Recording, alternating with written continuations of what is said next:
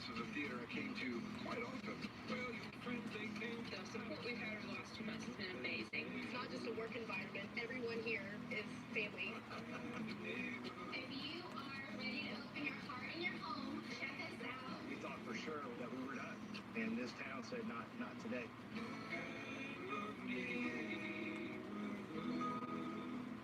We're all finding ways to keep moving. And at Fidelity, you'll get planning and advice to help you prepare for the future without sacrificing what's most important to you today. Because with Fidelity, you can feel confident that the only direction you're moving is forward.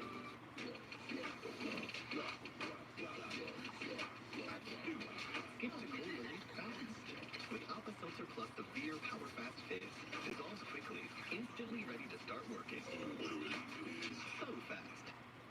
We're going to replace candy with some healthy Halloween treats today. These are called veggie fruit chews. I taste like mine tastes like broccoli. Yeah, I love candy. Bring on the candy. Crest has you covered. All OTC pain relievers, including Voltaren, have one thing in common. None are proven stronger or more effective against pain than Salon Paws Patch Large. There's surprising power in this patch. Salon Paws. Dependable, powerful relief. This week on the upper hands, special guest Flo challenges the hand models to show off the ease of comparing rates with Progressive's Home Quote Explorer. International hand model Jean-Jean gets personal. You'll win when Pinky is grotesque. Then, a high-stakes patty cake battle royale ends in triumph. You have the upper hand. It's a race to the lowest rate and so much more. Only on the upper hands. If you have moderate to severe psoriasis or psoriatic arthritis, little things can become your big moment. That's why there's Otezla. Otezla is not an injection or a cream. It's a pill that treats differently. For psoriasis, 75% clearer skin is achievable with reduced redness, thickness, and scaliness of plaques. For psoriatic arthritis, Otezla is proven to reduce joint swelling, tenderness, and pain. And the Otezla prescribing information has no requirement for routine lab monitoring. Don't use if you're allergic to Otezla. It may cause severe diarrhea, nausea, or vomiting. Otezla is associated with an increased risk of depression. Tell your doctor if you have a history of depression or suicidal thoughts, or if these feelings develop. Some people taking Otezla reported weight loss. Your doctor should monitor your weight and may stop treatment. Upper respiratory tract infection and headache may occur. Tell your doctor about your medicines and if you're pregnant or planning to be. Otezla. Show more of you. Two of the world's top athletes are sidelined tonight with the coronavirus. Soccer superstar Cristiano Ronaldo smiled and gave a thumbs up from a balcony after testing positive. Yesterday, he posted a photo with his teammates on Portugal's national team not wearing masks. Ronaldo is in isolation with no symptoms.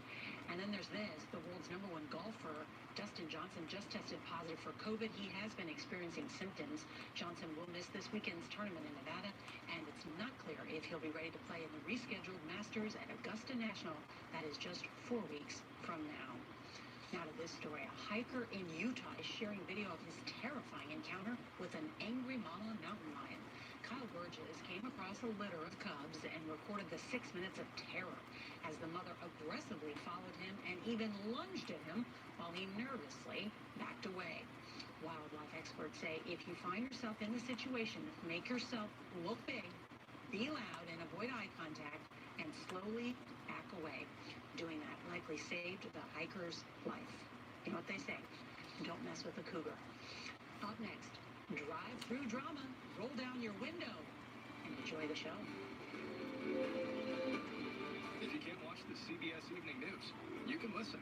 Subscribe wherever you get your podcasts. Sponsored by Ancestry Health. Oh, humans. Listen to what every strain, every twist, and every backache is telling you. You cannot do this. Pain says you can't, and Will says you can. Some see a grilled cheese sandwich and ask why. I see a new kitchen with a grill and ask why not. I really need to start adding less to cart and more to savings. Sitting on this couch so long made me want to make some changes. Starting with this couch. Yeah, I need a house with a different view. And this is the bank that will help you do it all. Because at U.S. Bank, our people are dedicated to turning your new inspiration into your next pursuit. Here's what you need to know. Joe Biden will not raise taxes on anyone making under $400,000. Biden will get rid of Trump's tax giveaways for the super wealthy and make big corporations finally pay their fair share. Biden will use those savings to help working families and seniors, investing in lowering healthcare costs, improving education, and protecting Social Security and Medicare. Biden's plan. Corporations pay more. You benefit. I'm Joe Biden, and I approve this message. Stress Balls gummies have ashwagandha, an herbal stress reliever that helps you turn the stress off into your best life. Stress less and live more with Stress Balls. You're clearly someone who takes care of yourself. So when it comes to screening for colon cancer, don't wait. Because when caught early, it's more treatable. I'm Cologuard. I'm non-invasive and detect altered DNA in your stool to find 92% of colon cancers, even in early stages. Tell me more. It's for people 45 plus at average risk for colon cancer, not high risk. False positive and negative results may occur. Ask your prescriber if Cologuard is right for you. I'm on it. That's a step in the right direction. For all of us who weren't born yesterday, there's Consumer Cellular, where you get exceptional value like talk, text, and data for only $20 a month and connect to 99% of the U.S. population. Premium wireless for less. Switch today. Go online or find us at Target. Did you know you can go to libertymutual.com to customize your car insurance so you only pay for what you need? Really? Okay, I'm on my way. Only pay for what you need. Liberty, liberty, liberty, liberty.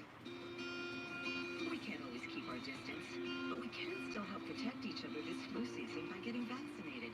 If you're 65 or older, get the superior flu protection of Fluzone High Dose Quadrivalent. It's the only 65 plus flu vaccine with 4 times the standard dose. And it's free with Medicare Part B. Fluzone High Dose Quadrivalent isn't for people who've had a severe allergic reaction to any flu vaccine or vaccine component, including eggs or egg products. Tell your healthcare professional if you've ever experienced severe muscle weakness after receiving a flu shot.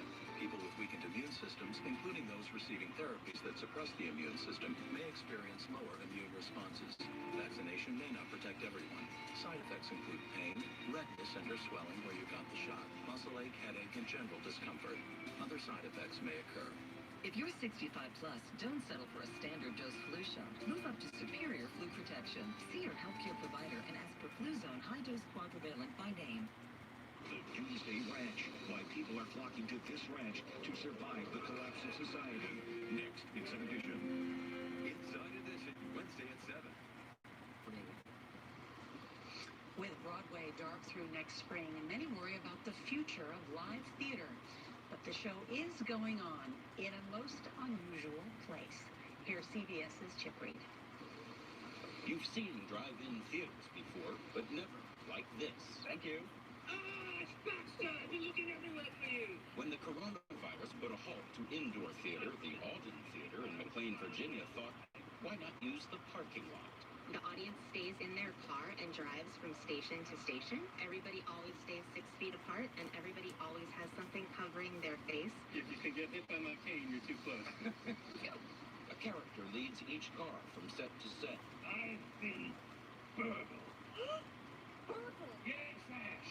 And the audience helps solve the play's central mystery from their vehicles. Both of the pieces we've done were created out of nothing for this format. It's not like we're trying to jackhammer Fiddler on the Roof into the parking lot. The actors say there are benefits to what they call drive-through drama. What's it like going from a stage to acting in front of a car? You have a much better read on how the audience is reacting because they're right there with you. The Uni Kumaran family would give it a standing ovation if they could. Thumbs up or thumbs down?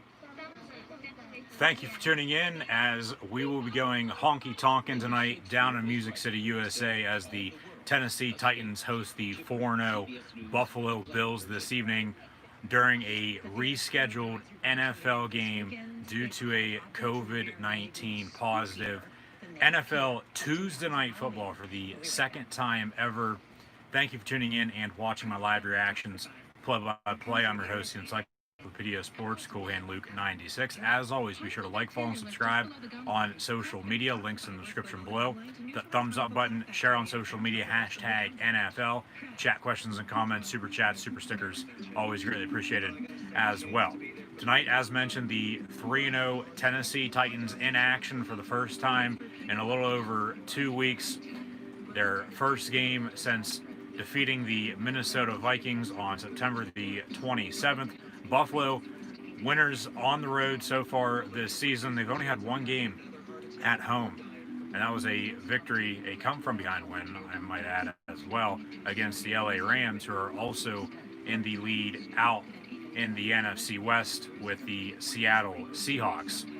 Buffalo, one win at home against the Rams. However, on the road the rest of the year before they'll host Kansas City.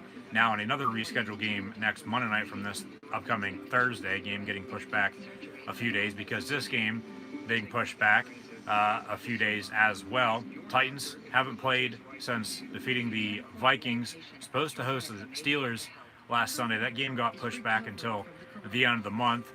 A few different teams now affected from COVID-19, and we've had some scheduling conflicts with some games being moved all over the place, teams having bye weeks unexpectedly, and game goes on though. So here we are tonight, Tuesday night football in the NFL with the Bills and Titans. Buffalo's been on the road defeating the Dolphins along with the Raiders. Now on the road in Tennessee taking on the Titans. So should be a very, very interesting game to say the least. Who's going to, as both teams have a good backfield with Derrick Henry and Devin Singletary, both quarterbacks, and Josh Allen, who's an early MVP candidate at this point in time too, with Ryan Tannehill. Run the ball, run the rock, play good defense. Who's going to make more explosive plays though downfield? Buffalo has more weapons on offense, so I'd give the edge to them in that category, along with Tennessee not playing in a little over 2 weeks. I get the bye week, but now the game's pushed back to a Tuesday night. These teams, practice on Tuesdays 9 times out of 10. However, normally aren't playing football games in the middle of the week, unless, of course, it's a Thursday or a Monday night game. Now we here are tonight for a Tuesday night matchup down in Nashville at LP Field Nissan Stadium as the Titans at 3-0 in the AFC South take on the Buffalo Bills, leading in the AFC East. As mentioned, 4-0 Bills, 3-0 Titans. Somebody's going to go down tonight, and somebody's going to remain undefeated following the now final game of NFL Week 5 here in 2020. However, a NFL Week 5 game from this week pushed back to Week 6, so that's still going to technically be considered a Week 5 game, even though it's being played now next week. But they'll count it as both, I would think, next Sunday, as the Patriots will finally host the Denver Broncos at 1 o'clock this upcoming Sunday. More live reactions, play-by-play to come live right here on YouTube as well over the next few weeks, so be sure to tune back in tomorrow night. AEW Dynamite and WWE NXT next Sunday. Browns Steelers next Monday night, a doubleheader on Monday Night Football. Once again, with the rescheduled Thursday night contest with Chiefs Bills, because this game is being played now tonight. Buffalo is not going to have enough time to prepare for Kansas City, who lost to the Vegas Raiders on Sunday. So at halftime, we'll have stats and scores as always from around the league. So stick around, stay tuned for those. But next Monday, Chiefs Bills, along with Cardinals Cowboys and WWE Monday Night Raw. Very weird seeing the NFL playing a live game on a Tuesday night, but here we are. It's 2020. It is what it is. Games have to be played one way or another. There have been some rumors floating around that the season could be getting pushed back into late January, early to mid-February now, and a potential playoff bubble in domed stadiums, along with good to fair weather areas around the league. But only time will in fact tell for that, as the Super Bowl very well could be getting pushed back into mid to late February now. Tom McCarthy and Jay Feely on the call for CBS tonight. A very odd pairing, but we have been zigging and zagging. Tennessee hasn't played in 16 days. They have not played since the 27th of September on the road in Minnesota, picking up a late come-from-behind win, holding off the Minnesota Vikings, who picked up their first win against the Texans before Houston fired Bill O'Brien. They lost on Sunday night to the Seattle Seahawks. So some of these teams now, about almost halfway through the year, have some key opponents. Seems like everybody's getting to the point where with who you are supposed to be playing, everybody's played one another at least, I'd say, 75% of the time up to this point. But we still got a lot of football left to go, of course, with a 17-week, 16-game regular season. But as mentioned, it could turn into 18, 19 weeks in the regular season if we have more postponements, and then the playoffs get pushed back, of course, into early next year. But Tennessee at home, hosting Buffalo. This was originally scheduled. This game hasn't been moved up by any means or anything along those lines. This was originally scheduled for Sunday. However, with Tennessee's COVID positives, that's why their game with the Steelers last Sunday was postponed until the 25th. Ravens on the 25th got pushed back to the Steelers' original bye on November the 1st. Steelers had a bye week along with Tennessee last week. As we hit a split screen before we'll have kickoff tonight on CBS with Buffalo and Tennessee. The Bills and Titans, once again, Josh Allen, Ryan Tannehill. You got Singletary and Moss in the backfield for Buffalo. Nobody circles the wagons like the Buffalo Bills. You also have Derrick Henry, toting the rock for Tennessee. Look for him to get a lot of carries. Tonight it's Sean McDermott versus Mike Vrabel. Dan Quinn, wouldn't be shocked if McDermott, Mike Tomlin, or even Pete Carroll, as he's a former Seahawk assistant after being fired by the Falcons just the other day after they started out 0-5. Look for Dan Quinn to potentially become an assistant next season with one of those three teams, with the Bills, Steelers, or Seahawks, with the connections that Dan Quinn has with Tomlin, McDermott, playing college ball with them. And then, as mentioned, being a former assistant with Pete Carroll and the Seattle Seahawks, the Legion of Boom secondary. And who do we got on the field for a sideline reporter? Broadcast is all screwed up. AJ Ross on the field, actually a few rows deep with not being allowed on the field due to protocols, of course. But this should be a very, very good game. It honestly should.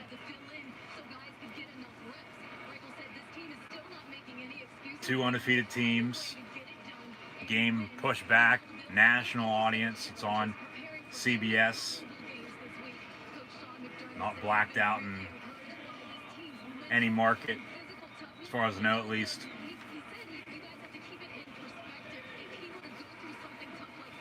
So all eyes in Nashville for Buffalo and Tennessee. And Buffalo can get the ball, Tennessee on to kick off from the 35-yard line. So we're going to get to see Josh Allen and the Bill offense on the field first. Who's going to make and who's going to have NFL Tuesday Night Football, the second game ever since 1946 to be played on a Tuesday? The other 10 years ago with the Vikings and Eagles due to a blizzard in eastern Pennsylvania. Tuesday Night Football in the NFL, we're underway. Bills back deep to receive. We got a return out to around the 20-yard line, it looks like, as they got the sky cam. And now we got some blur, having some issues with the broadcast already. But here we are. Not a whole lot's different. Just still go out and play a football game. That's all you have to do. Block up front, run the ball, open play action, play good defense, rely on special teams, and hope to win.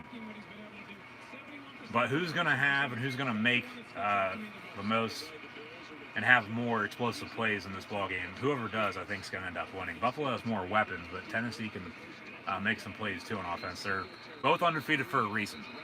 As mentioned, Buffalo with a few wins against some AFC East rivals in the Jets and Dolphins, as mentioned, and then also defeating the Rams and Raiders. So a little bit of an extra bye week for Tennessee. They got about, from their last played game, about a almost 2-week off period with practice, of course, in between at local high schools, breaking protocols. And they were, from what I've heard at least, supposed to be getting punished, but they just pushed the game back, and no penalties have been handed down to the franchise by any means as of yet. But the Titans were the first, of course, in the National Football League with COVID positives, and that's why all these games have been postponed and rescheduled to a later date, and that's why we're playing now tonight, because they had even a few more positives late last week that put this game in jeopardy, and then they just postponed it, and then intercepted at the 45-yard line off the deflection. And Malcolm Butler, the former Patriot who intercepted Russell Wilson in the Super Bowl, pick up the win for the Pats, intercepts Josh Allen, and the Titans will set up shop 1st and 10 from, looks like inside the red zone, if I'm not mistaken. And we got glitches all over the place with this stream tonight with the CBS broadcast. It's very, very grainy. And I don't know if it's because of the weather by any means. It seems like it's clear as can be. No rain, or it is getting later on in the night, so starting to get dark, but maybe they didn't even clean off the cameras because they didn't feel like it, because the game's being played on a Tuesday night. But nonetheless, after the interception, 1st and 10, Tennessee, ball at the 16-yard line, toss near side. Derrick Henry, the former Heisman Trophy winner out of Alabama, he's going to be stuffed to the line of scrimmage. No gain on the play. 2nd down and 10. So an early mistake for Buffalo on their opening drive. On the road once again. They've looked well so far this season, but an early turnover. See if Tennessee can capitalize. It's been a while, I think, since two number 17 quarterbacks in the same game, starters at least, have squared off against one another. You don't really see that number 17 at quarterback anymore. That might have been a false start, but they let it go. Tannehill going deep down the far sideline is caught. Touchdown Titans. That's A.J. Brown, the Ole Miss Reb, and Ole Miss up against Derrick Henry's Crimson Tide on Saturday night. Almost upset the number 2 team in the country, but Alabama hung on the road and strike first after an early interception. Ryan Tannehill from 16 yards out to A.J. Brown for 6. Stephen Gostkowski on for the extra point. And it was a simple go route down the far sideline. Lobbed it up for him, and A.J. Brown comes down with it for a touchdown. Gostkowski's had some kicking woes, along with a lot of other kickers now around the league this year. However, tonight, extra point up and good. So Tennessee leading 7-0 over the Buffalo Bills after an early turnover. So we'll have to see what the Bills do once they get the ball back, once we return from our first commercial break of the evening. 13:46 to play in the opening quarter. Tennessee on top, 7-0, following a Josh Allen interception that 2 plays later Tennessee scored on. MLB playoffs on tonight once again, as we got the NLCS on first this evening, ALCS to kick off in about an hour or so. Impact Wrestling on Access TV as well later on tonight, so to keep an eye on that. As Talkin' Shop-A-Mania will be about a month from now on pay-per-view. I'll have live reactions, play-by-play of that, as well as mentioned before. That'll be, I believe, a Friday night, if I'm not mistaken. Once again, the 13th of November. Yes, the second Friday in about a month or so now. Actually, a month from today, to be honest with you. Today's Tuesday, October the 13th, 2020. So 1 month from today. Talking Shopomania, following TNA Impact Wrestling. So, to see what the future holds for all of wrestling, to be honest with you. As mentioned last night with the WWE Draft, tomorrow night AEW and NXT, Hell in a Cell coming up. We've got Halloween Havoc, AEW Full Gear. So, but nonetheless, tonight, NFL Tuesday Night Football. Excited. I've never witnessed, because I don't believe that Eagle-Viking game was on national television. So I've never, at least a live game for that matter, of course, replays on TV, witnessed a live football game on a Tuesday night in the NFL. College, yeah, along with Wednesday nights in college football, but not a Tuesday night NFL game. So very weird, of course, seeing it, but it's still just a regular football game. So as mentioned, just go out and play football. Go out and have fun. Do your best, of course, and hopefully you come out on top. We do have some fans in attendance down in Nashville. So I'd assume about 15%, maybe 20% capacity. So about probably 15,000 people in attendance tonight, if that. I guess it's a Tuesday night too, so not the originally scheduled day for this game, but we're still going to play. And yeah, CBS is having some issues with the broadcast, it looks like here. And it was a good pass by Josh Allen. It just hit the receiver right in his hands and deflected up in the air, and Malcolm Butler came down with the INT. And then after a run play that was stuffed, Tannehill goes deep, and A.J. Brown came down with it for 6. So now, Buffalo, 1st and 10 from the 24-yard line. Right to left across your television screen, radio and audio dial. Out of the gun, Tannehill once again looking to throw. Going deep down the middle, and going to be incomplete at the 35-yard line. And Gabe Davis, who came on last Sunday against the Raiders, the intended target pass falls incomplete.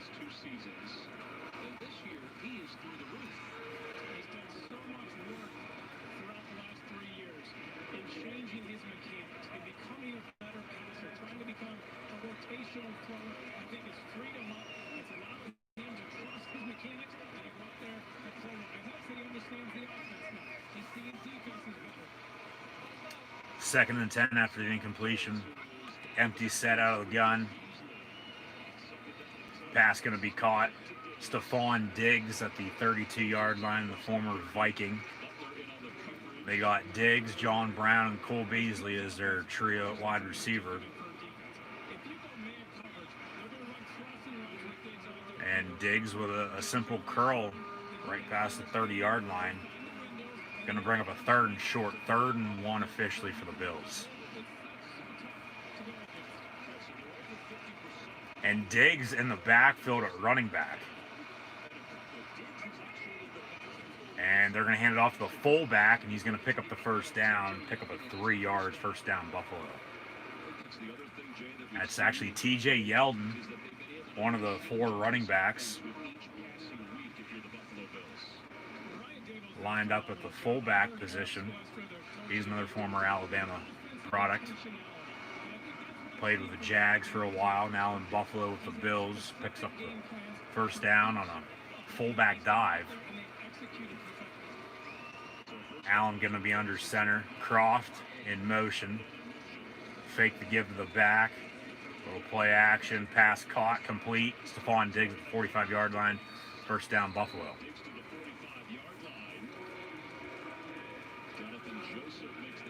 Odd once again to see a NFL game on a Tuesday night, but this is in fact live. This is not a replay by any means. This is live right now. National audience on CBS. 1st and 10. Stephon Diggs getting some early looks. No interception or no turnover for that matter on this drive so far by Buffalo as Allen threw an INT, and then 2 plays later Tennessee scored off of. 7-0, 10:40 to play in the first. If you're just now tuning in, 1st and 10 from the 45. Man in motion, that's Cole Beasley, the former Cowboy. And a loss of about 4 yards in the backfield. That's Singletary, the Al from Boca Raton, plays college ball at FAU, Florida Atlantic. With the Lane train now at Ole Miss, as mentioned, almost defeating a former prodigy of his in Nick Saban.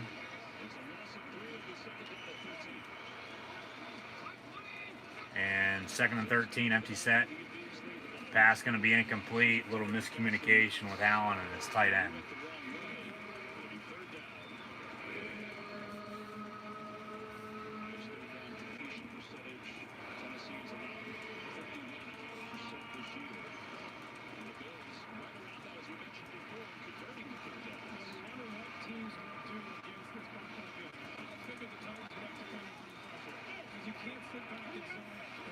Beasley in the backfield, but he's going to motion out to the slot, top of your screen. From the 48, 3rd and 13. And they almost get Tennessee to jump, play clock winding down. Tannehill gets the snap, rolling out far side, pump fakes, airs it out. It's going to be caught at the 33-yard line, 1st down, Buffalo once again. And that's John Brown, or excuse me, Gabe Davis, number 13. John Brown, number 15. That's his first catch of the night. And they're going to get Tennessee with too many men on the field. Flag comes flying in. And Josh Allen just keeps it on the quarterback sneak. Picks up a few yards, and it'll be a 5-yard, too many men on the field for the Titan defense. They'll replay the down. Mike Vrabel is not happy about that, shaking his head. 2 fouls on the play, they're going to offset. So 12 on defense, and then offside on the defense. So 5 yards regardless, it'll be 1st down.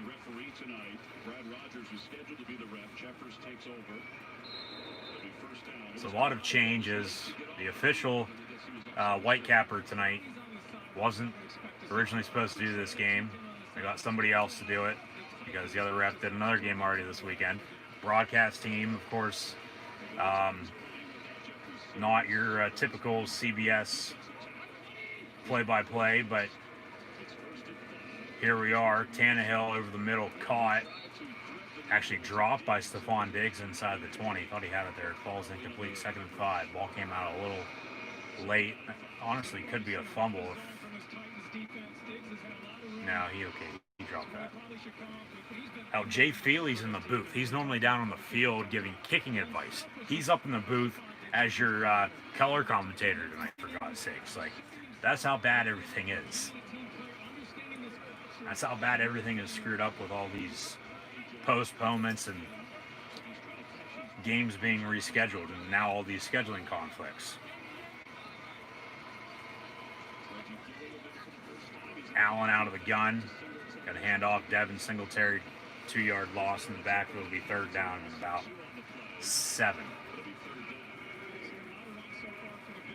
Buffalo in field goal range. If they can get a field goal on this drive, I think they'd be happy. But they got to be able to run the ball a little bit better. And obviously not turn it over as they did on the first drive. But so far, even with Tennessee having the passing touchdown from 16 yards out, Buffalo, as I mentioned, who's going to have more explosive plays. Buffalo, in my opinion, right now at least, airing it out downfield a little bit better than Tennessee, but they've had the ball, time possession-wise, a little bit more because Tennessee only had 2 plays, but they still scored. Tannehill going to keep it in a run, avoids the sack, and picks up the 1st down, pick up a 9 yards on the run. 1st down, Buffalo once again. The Bills driving, and now they're knocking on the door, trying to tie this ball game up.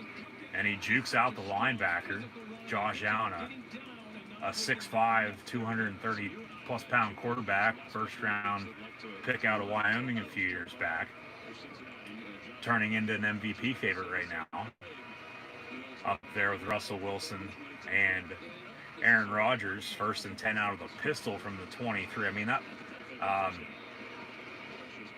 and he's just gonna throw it away, incomplete, almost nails the one cameraman on the side of the end zone there on the sideline towards the back corner, but ball falls incomplete. A few of these plays that they're losing yardage on running the football, that's what's hurting them the most so far. I mean, they've been able to block up front for Allen, airing it out, but they haven't been able to block up front yet to run the football.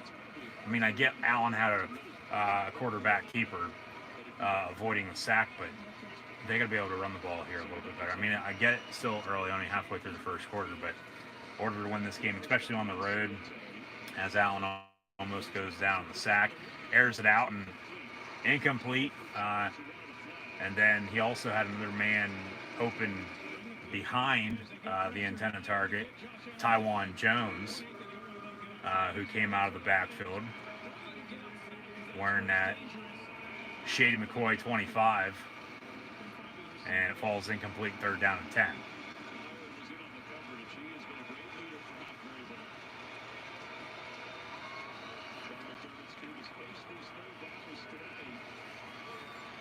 But Buffalo has been able to capitalize on 3rd downs already a half a quarter in. They've had a few already. Over the middle, it's going to be caught. What a catch. Touchdown, Bills. And that's Gabe Davis going up for it and bringing it down. However, there is a flag on the play. This could be coming back for a hold.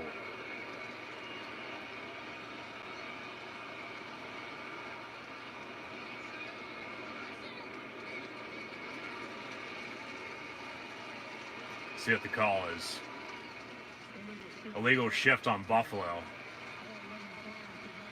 And not everybody got set before the ball was snapped. They'll replay 3rd down. So the touchdown coming off the board. Bills shooting themselves in the foot with a turnover on the first drive. Tennessee capitalizing, not being able to run the football, and now penalties. See where they spot the ball. That's iffy. That's iffy. I would have let that go. That's not a penalty.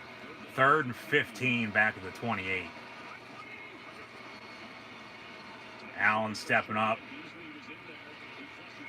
Dumps it off. It's going to be caught. 1st down, Bills at the 11-yard line. That was a nice catch.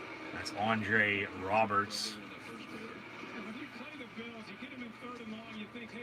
And he caught it, both feet in bounds. That's a catch. And he's good for 16 on 3rd and 15, 1st down, Buffalo. Allen already 4 of 10 for almost 75 yards passing. Does have that interception that Tennessee capitalized on, but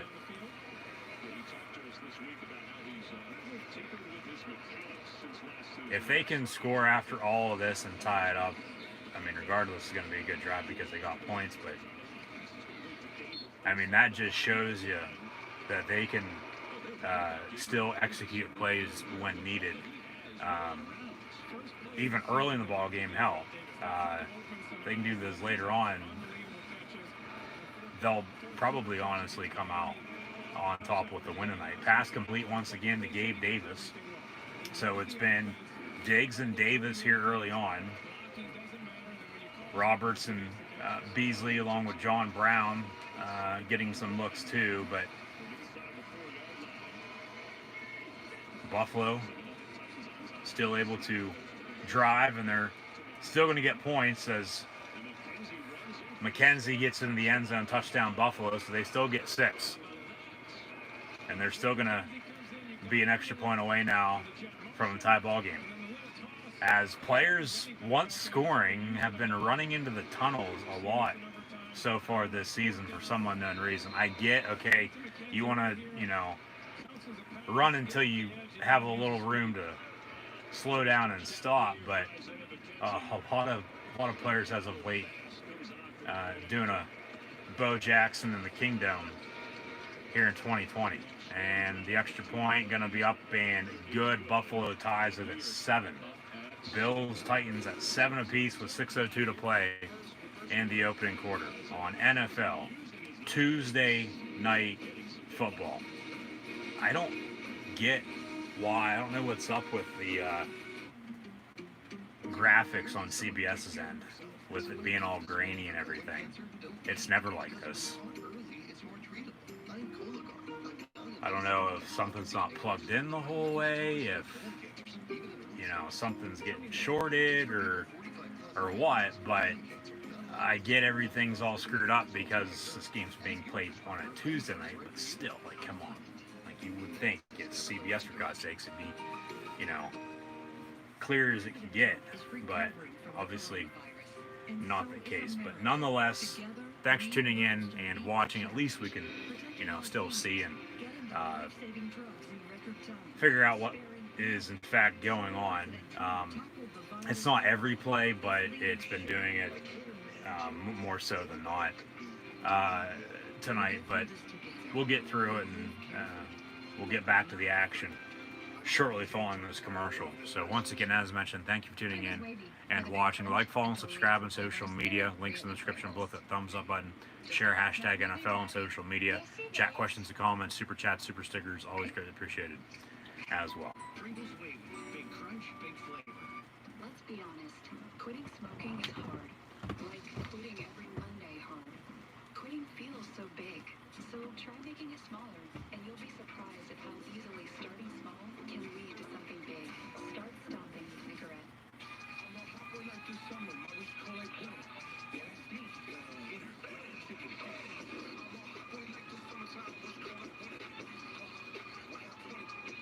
Go to NFLshop.com and gear up. Need to go on a vacation? Why not take a trip around the world? Hurry, hurry, hurry. Explore the sights. It's unreal. Meet new people. Enjoy friendly competition. Or maybe not so friendly. I just don't want this to be the end. We're going to do our best. We're almost there. And don't let your four walls keep you from the adventure of a lifetime. That sounds amazing. The world awaits on The Amazing Race. New season Wednesday at 9/8 Central on CBS.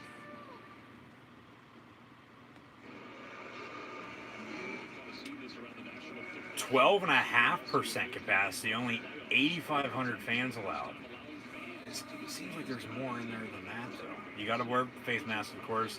Nobody is allowed to tailgate, and everybody that's not exclusive personnel that's normally on a sideline, other than the players and coaches, can't be on the field. So a return on the kickoff out to around the 20-yard line. Once again, it'll be 1st and 10, Tennessee Titans, with their first true, real drive of the night, because the other one was 2 plays and a touchdown following the interception. We'll have to see what they do now. Ball at the 18-yard line. Out of the eye. Tannehill, the former wideout at Texas A&M, turned quarterback before becoming a Dolphin, and then traded to the Titans last spring before being named starter around this time last year, taking over from Marcus Mariota, who's out in Vegas now with the Raiders on IR. But doesn't look like Derek Carr is going to be losing his job anytime soon, especially with the Raiders' upset road win.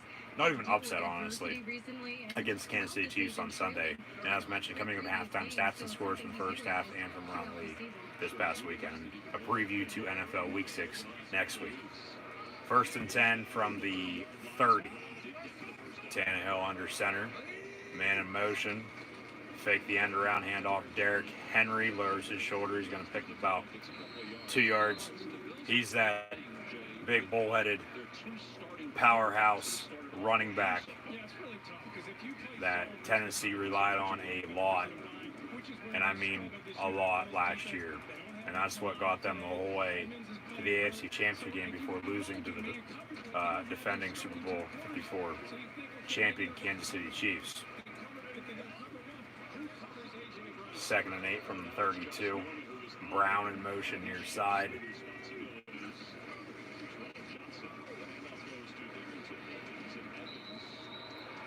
And a few yards for Evans, as Tennessee doesn't have Dion Lewis anymore.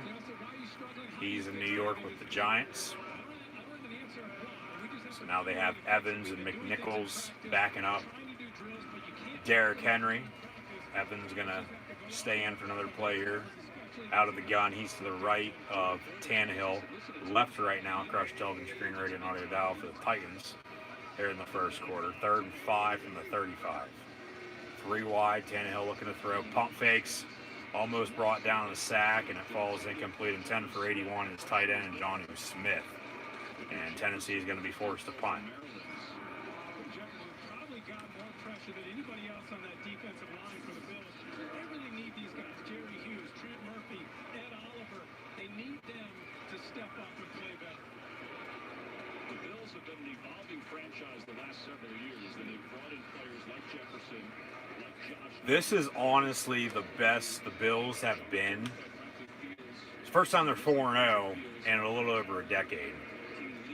But honestly, in all aspects, this is the best Buffalo's been since they went to 4 straight Super Bowls with Jim Kelly and company back in the early to mid-90s. Before, of course, the 4 falls of Buffalo. But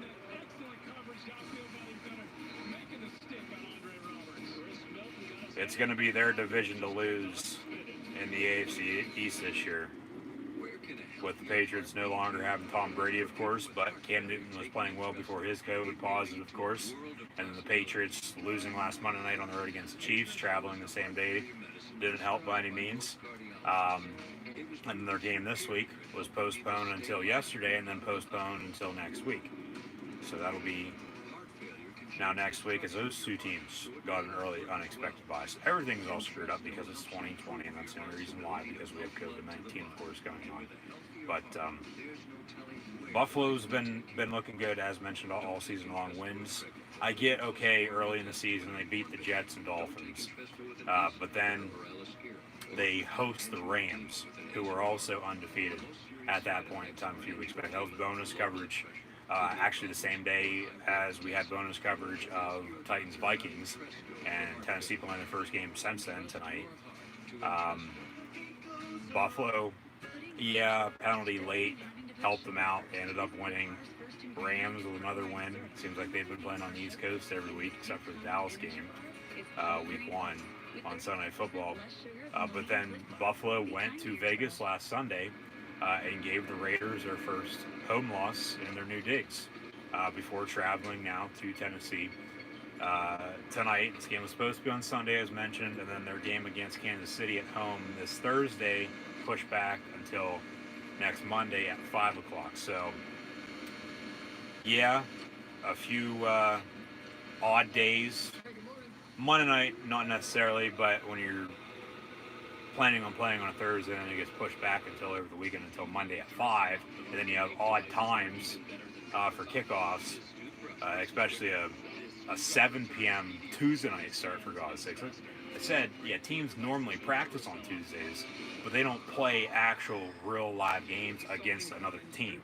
Okay, maybe in training camp when you have, a dual training camp session, if a team comes in and then you're going to end up playing them later on in the preseason, but just very odd. Everything's screwed up, as mentioned, but it's still football. Just go out and play, and both these teams so far have. Buffalo's been a little bit better on defense, even after giving up a 16-yard passing touchdown. They held Tennessee to a punt there on that last drive, and Buffalo, now back on offense, Tennessee's defense gave up a very, very long touchdown drive, and we'll see if Buffalo can do the same thing. So, Bills, even with the turnover, have it tied up at 7 now, looking better than, in my opinion, at least, than Tennessee is. Midway, almost towards the end of the first quarter now. So, of course, he had time possession key Like I said, the interception and then a quick drive for Tennessee and then a quick drive for them again, being forced to punt. But Buffalo has had Tennessee's defense on the field for most of this game. No wonder they're on their heels, gassed, and they're subbing in and had, too many men on defense the one play before another offsides. And like I said, though, Buffalo still has to find the run game. If they can find the run game and continue to do what they're doing right now, I mean, it's going to be a long night, I think, for the Titans. There's Daquan Jones. He gets the early spotlight up with Jadeveon Clowney, who came over from Seattle back in the AFC South, was drafted out of South Carolina, number 1 overall, the Texans back in 2014. We got a flag on the play.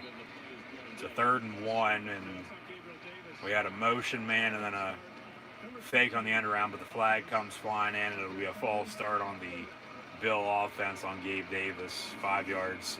Replay 3rd down will be 3rd and 6.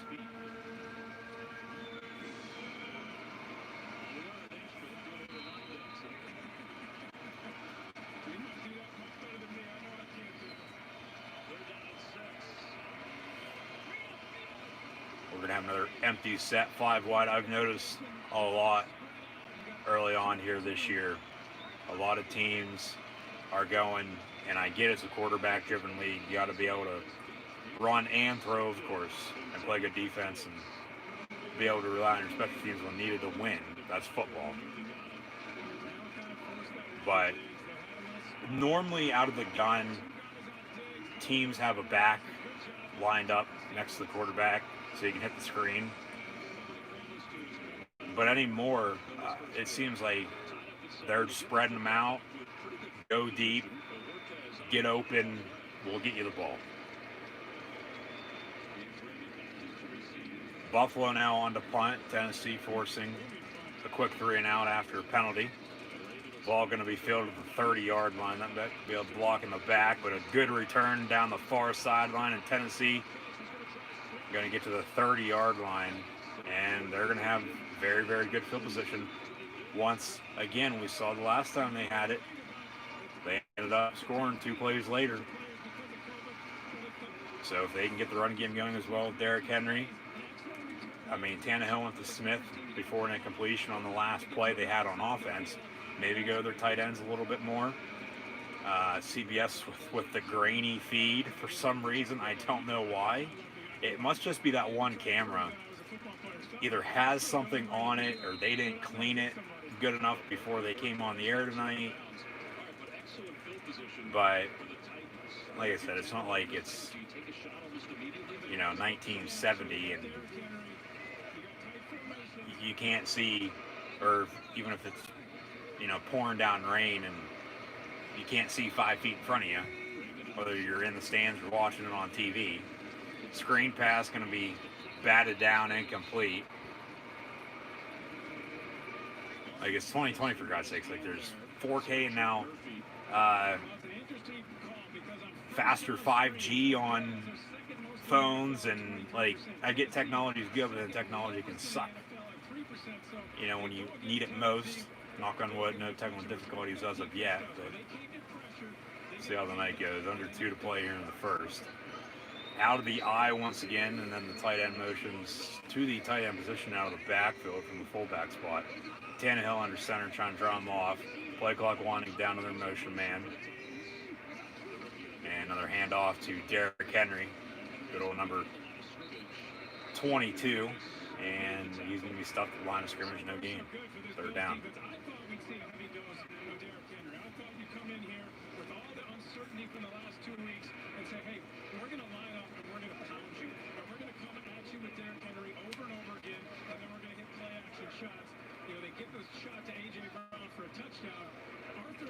Arthur Smith is the offensive coordinator for the Tennessee Titans. He's a Gibbs guy. He loves to run the ball, pound the ball.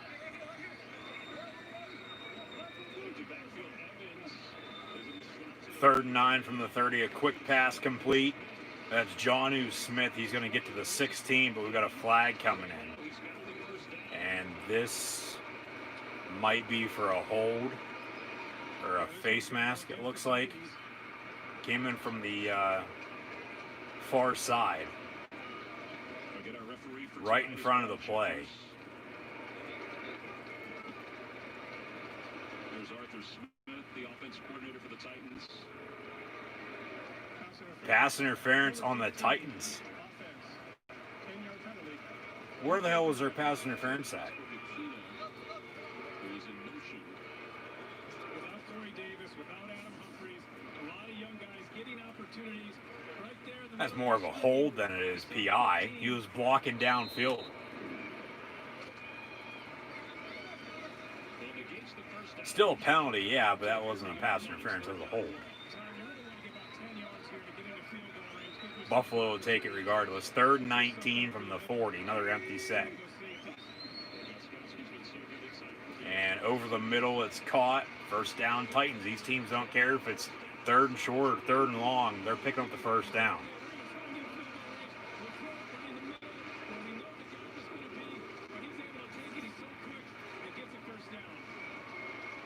Quick slant over the middle. And everyone loves Raymond. Raymond picks up the first down for the Titan offense.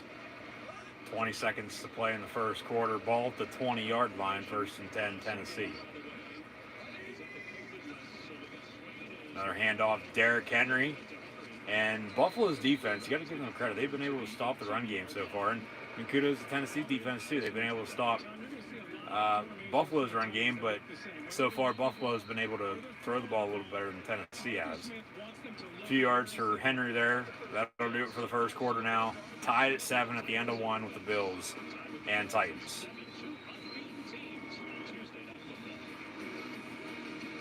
That's very odd hearing. Tuesday night football. So weird. I tell you what. I don't mind by any means, you know, having a game in college football or the NFL, you know, any day of the week for that matter, whether it be Sunday, Monday, Tuesday, Wednesday, Thursday, Friday, Saturday, I don't care. I'll sit down and watch. It's just, you know, especially the NFL, like I said, because college, it happens more so than not later on in the year with, say, the MAC and the Sun Belt. But the NFL never plays on a Tuesday or Wednesday. It's just, you know, so odd seeing. And I know I've been saying it a lot, but it is. It's only the second time ever, and the second time in the past 10 years that they played on a Tuesday night. So something's got to give. One of these teams is going to pick the win. Either go to 5-0 or 4-0, and then the loser will pick up the first loss on the season before Buffalo's next scheduled game against the Chiefs has been pushed back already from this Thursday until next Monday. And we got a doubleheader next Monday night once again, as we were going to have yesterday, and that'd be 3 straight weeks then, but of course that wasn't the case. Last night, Monday night, went to overtime. Saints ended up winning by 3, 30-27 in OT over the Chargers, as the Chargers blew a 17-point lead and fell to 1-4. Coming up at halftime, as mentioned, stats and scores from around the league. I registered early, and I got it done. I am a voter. The NFL encourages the civic engagement of our fans, players, and NFL legends. Make your game plan at NFL.com/votes.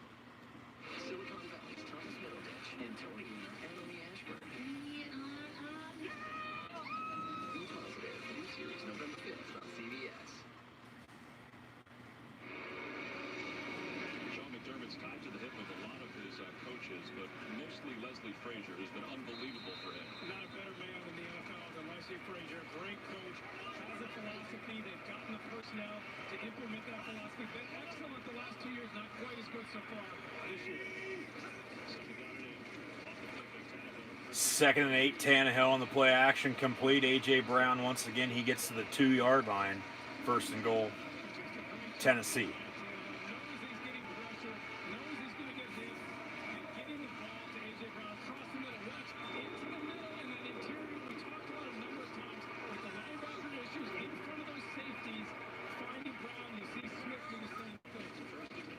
Quick handoff on the draw, Derrick Henry. And he's going to be about a half-yard shy. It'll be second and goal from the half-yard line. I'd sneak it. We've seen Tannehill do that numerous times in his career. How Josh Allen already did it tonight, catching Tennessee with too many men on defense. We've seen a fullback dive. They're going out and showcasing everything on a Tuesday night in the National Football League now. Out of the eye. Hand off Derrick Henry once again. He's going to walk into the end zone. Touchdown Titans.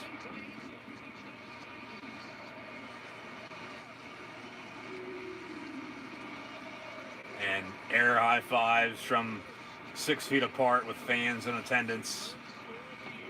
Of course, wearing masks. And Tennessee extends their lead to 6, maybe 7, pending this extra point. We've seen a lot of missed kicks, as mentioned so far this season. It's 13-7. Titans on top of the Bills. And now we got Tennessee with missing a few men on the left side for the extra point. They get it off, get the hold down, and the kick's up and good. So 14-7 Titans on top of the Bills. Now turn into a back and forth type of game. As early on we had the interception, Tennessee scored. Buffalo with a long drive, they scored. It was tied up.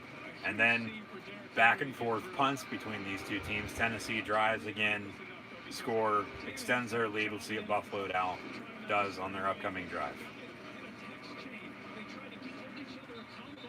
Make sure you're getting 2 weeks. Make sure you're getting your work in. Make sure you're running. Do everything you have to do without being able to go to the facility at all. It's really unprecedented what this Titans team has gone through. What Ryan Tannehill did tell us, though, he said that the Zoom meetings that they have, the meetings on the computer, were probably better than the meetings in the locker room because they would just go from one to the other without any delays. There were no delays. You had to walk out to the field. They were effective and efficient, but you can only do so much on a computer watching. You're not out there walking through it. You're not seeing it. You're not seeing the ball come in. It's certainly a disadvantage for this Titans team. Goskowski to pick it off with 13:54 to play in the first half. Roberts, for the third time tonight, will take it off. Buffalo on the return. Out to around the 25-yard line. 1st and 10 Bills from there. Bills and Titans schedule changes. Yeah, Pittsburgh was supposed to play in Tennessee last Sunday. They got moved to the 25th. And then Kansas City's game at Buffalo this Thursday got moved to next Monday. So the Titans had an early bye with Pittsburgh last week. Bills beat the Raiders, as mentioned, and then this game got pushed back a few days. It's the world we live in right now, so we now have to expect it, especially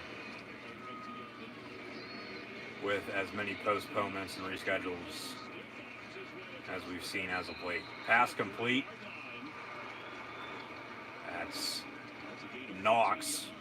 Dawson Knox, 88, the tight end, picks up the first down for the Bills on a simple little out route to the far sideline before he hits a stiff arm and picks up the first down.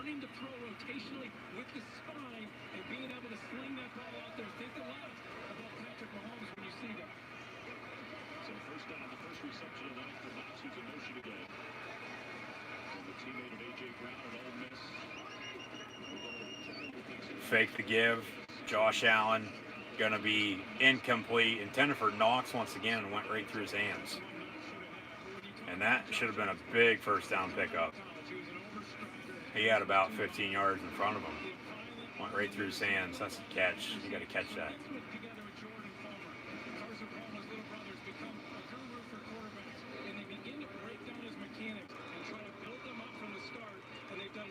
Job trying to create a sequence, legs, hips, shoulders, and then the arm that have to work in conjunction together. 2nd and 10 from the 40. Out of the pistol. Allen fakes a give. Complete near side. First down, Buffalo. And Stephon Diggs once again on the reception. That's the accuracy that's so different this year for Josh Allen. The ball placement, in stride, perfect, and then you have a guy in Diggs who's such a good route runner. The combination between Josh Allen's progression and Diggs coming in this offense has really ignited this offense. Diggs told us that he trusts Josh Allen 100% and did so as soon as he came. Josh Allen now over 100 passing yards tonight. Buffalo still no run game, though. They got to get the run game established. Have to be able to run the football, especially now down on the road. Allen going to go down on a sack back at the 42-yard line. And the BC Eagle, Harold Landry, former early round pick last year, takes down Josh Allen on the sack.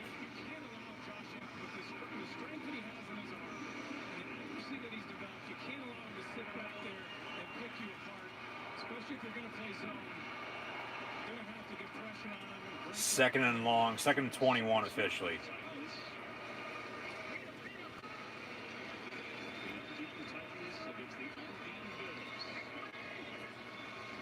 Empty. Pass going to be caught at midfield. They get out past the original line of scrimmage, as that's 13 Gabe Davis once again on the reception. Got a little pushing and shoving there after the play.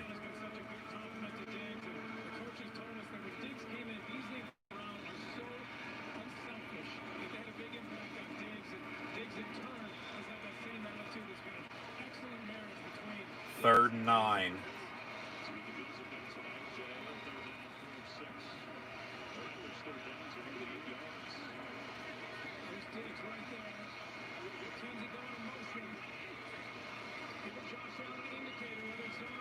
Allen being pressured, almost goes down the sack once again, finds a man at the 30 though. First down, Buffalo.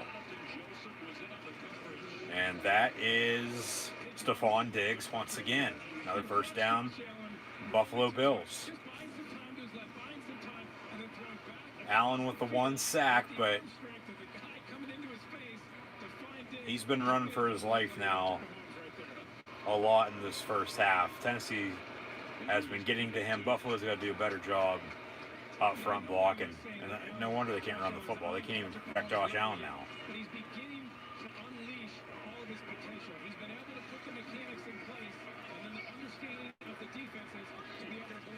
So Diggs comes out, and we got a handoff and almost a fumble.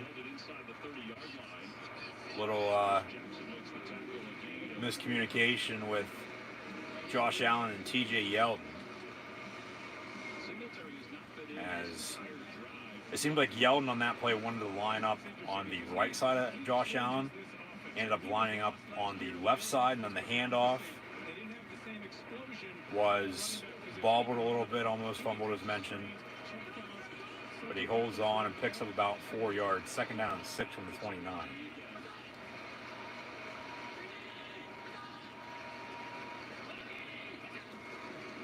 Allen hands off TJ Yeldon to 25 for another 4 yards or so. It'll be a 3rd and long 2. They say 3rd and 3, but it's really with where the ball's spotted and where the chain's at for the first down. It's a 3rd and 2.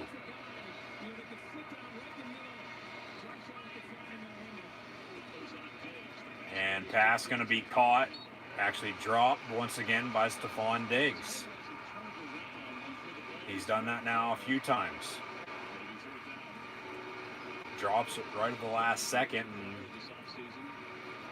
falls incomplete. The first one more so than that one could have very well went as a fumble, but they say incomplete. So it'll be 4th down, and here comes Buffalo for a field goal.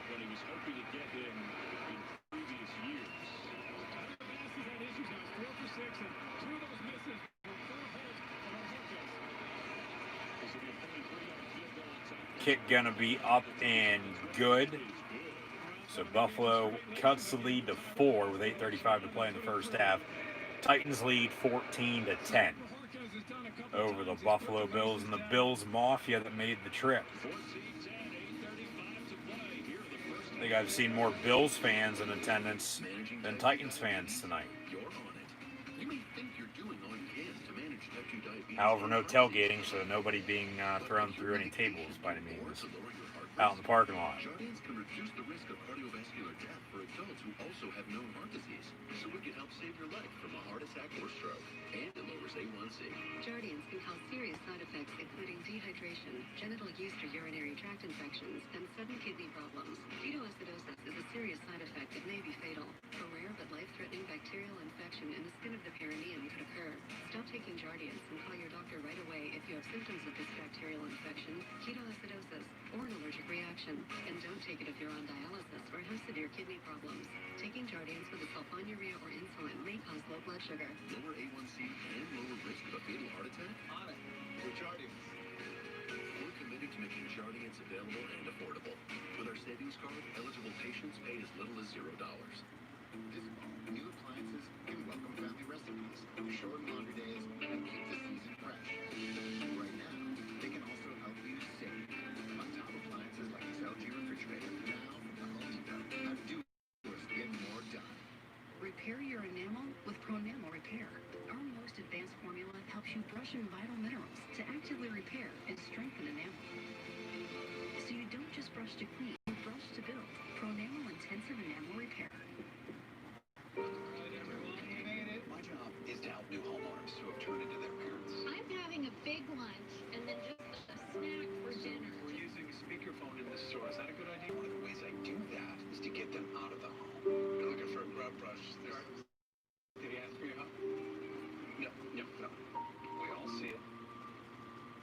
We all see it. He's Blair. Okay. Blue Progressive can't protect you from becoming your parents, but we can protect your home and auto when you bundle with us.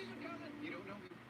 The role of the journalist is to bring Americans greater understanding. We have to make sure that we're right, that we're fair, but also hopefully bring Americans closer together.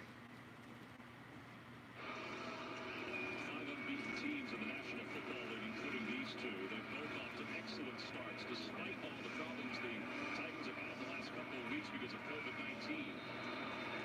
Bills 4-0, the Titans 3-0. 8:35 to play here in the first half. Raymond, active to receive, is going to let that one go over his head and bounce out of the back of the end zone. All right, let's look at this last field goal. Tyler Bass has missed a couple of kicks. You're going to see Verhorquez put this ball down. He's in his third year. He's got to get those laces turned and puts him straight back to his kicker. Hasn't he watched Ace Ventura? That's right, races out, Dan. Circle his iron horn. Well, they're chatting about it there. It'll be first down for Tannehill and the Titans. Look at the time of possession. And the Titans have to lead. Touchback on the kickoff, 1st and 10 from the 25 for the Titans. Fake the give. Tannehill over the middle, caught the 38-yard line, first down, Tennessee. And now we got some more pushing and shoving as Tennessee tries to push the pile as Johnny Smith came down with the reception. Buffalo, of course, on defense, not liking that by any means, but nonetheless, 1st and 10. Tennessee, 8 minutes to play in the first half. And Evans in the backfield at tailback.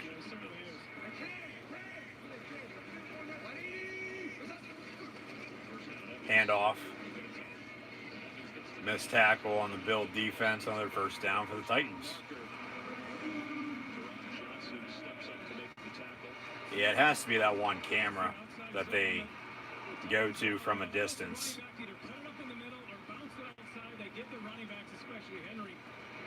That maybe something's even wrong with the zoom part of it.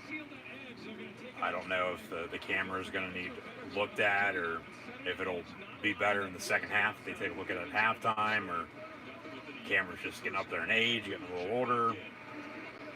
That's as bad as I've ever seen it, I think, to be honest with you. 2nd and 1, and now we got a late whistle, so play going to be rolled dead. And we got a false start on the Tennessee offense. And that was on A.J. Brown, the wide receiver. 5 yards. So replay down. Mike Vrabel, though, still a little upset about that one. He wants players who are tough and are mentally tough and don't make mistakes. That's only the 14th penalty this season. Or 15th penalty this season for the Titans. It's second down. Smith in motion. Out of the gun. Pass complete.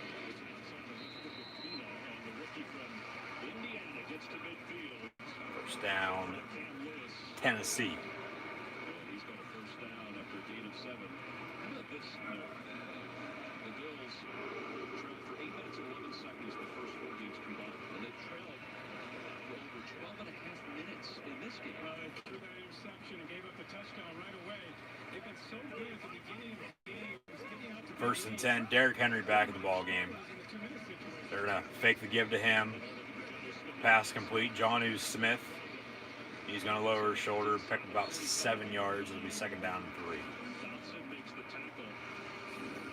Tennessee Titans, 4th highest play action rate in the NFL. They love play action. Arthur Smith does a great job. He was with Matt LaFleur before he got the offensive coordinator job. He's with Gibbs.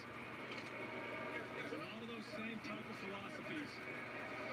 When you have a weapon like Jonnu Smith as the tight ends, every team will look to exploit that. Tannehill with a hard count. Almost gets Buffalo. Jump flag does come in. They're going to get offside on the Bill defense, and Derrick Henry just shoves the defender down right to the ground. They'll probably decline the penalty because he picked up the first down. But now Derrick Henry getting put Josh Norman of all people too on his ass.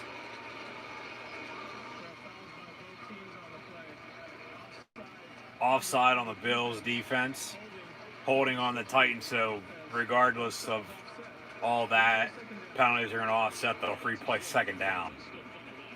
When you come in against Derrick Henry, you better go. Do not stand up with that man and let him just run you out of the Derrick Henry, though, giving these fans something to cheer about. Maybe Tennessee can capitalize off of that juice with Derrick Henry getting the toss near side now. He's going to pick up the first down on 2nd and 4. First down Titans. Play later. After the offside, the hold, Derrick Henry stiff arming the whole Bill defense. Good blocking up front. I mean, Derrick Henry's Derrick Henry, though. As long, you know, and once again, they're having issues with that one camera. As long as he's got a block or two, he's going to be off the races every time. And it's going to be hard to bring him down, too, because he's a big running back. Tannehill over the middle, caught. And actually, another incompletion. A.J. Brown, the intended target. Ball incomplete. Josh Norman, a good job getting in there, breaking up that play. Once again, no White, no Wallace. And for some reason, they show a replay of like a play from like a couple plays ago after the last play. I don't know why they just did that, but they did. So somebody up in the booth or somebody out in the truck not doing, honestly, that good of a job with some of the cameras this evening, but it probably isn't necessarily all their fault. But it's still just a regular football broadcast. It's just on a Tuesday. 3rd and 7. Tannehill gets rid of it, and and him and A.J. Brown on the same page. Incomplete. And we'll see if Goskowski comes out for a long field goal or not.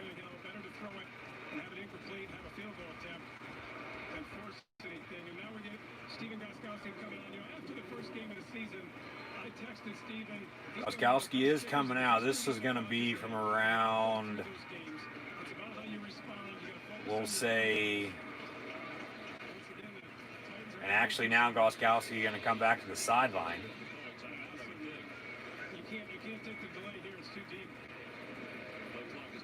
So play clock winding down.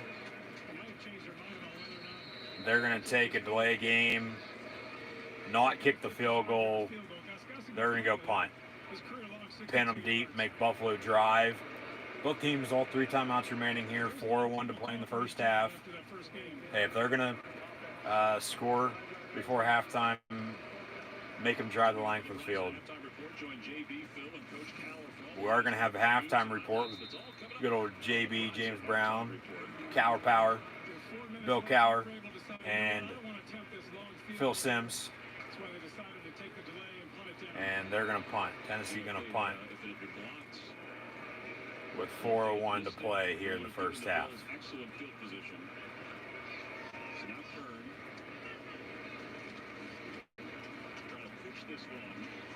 Fair catch signal for at the 9-yard line. 1st and 10, Buffalo from there. So Josh Allen going to have 3 minutes and 55 seconds and 3 timeouts, along with 2-minute warning. So try to drive here to either cut it to 1 if they get a field goal or take the lead before halftime.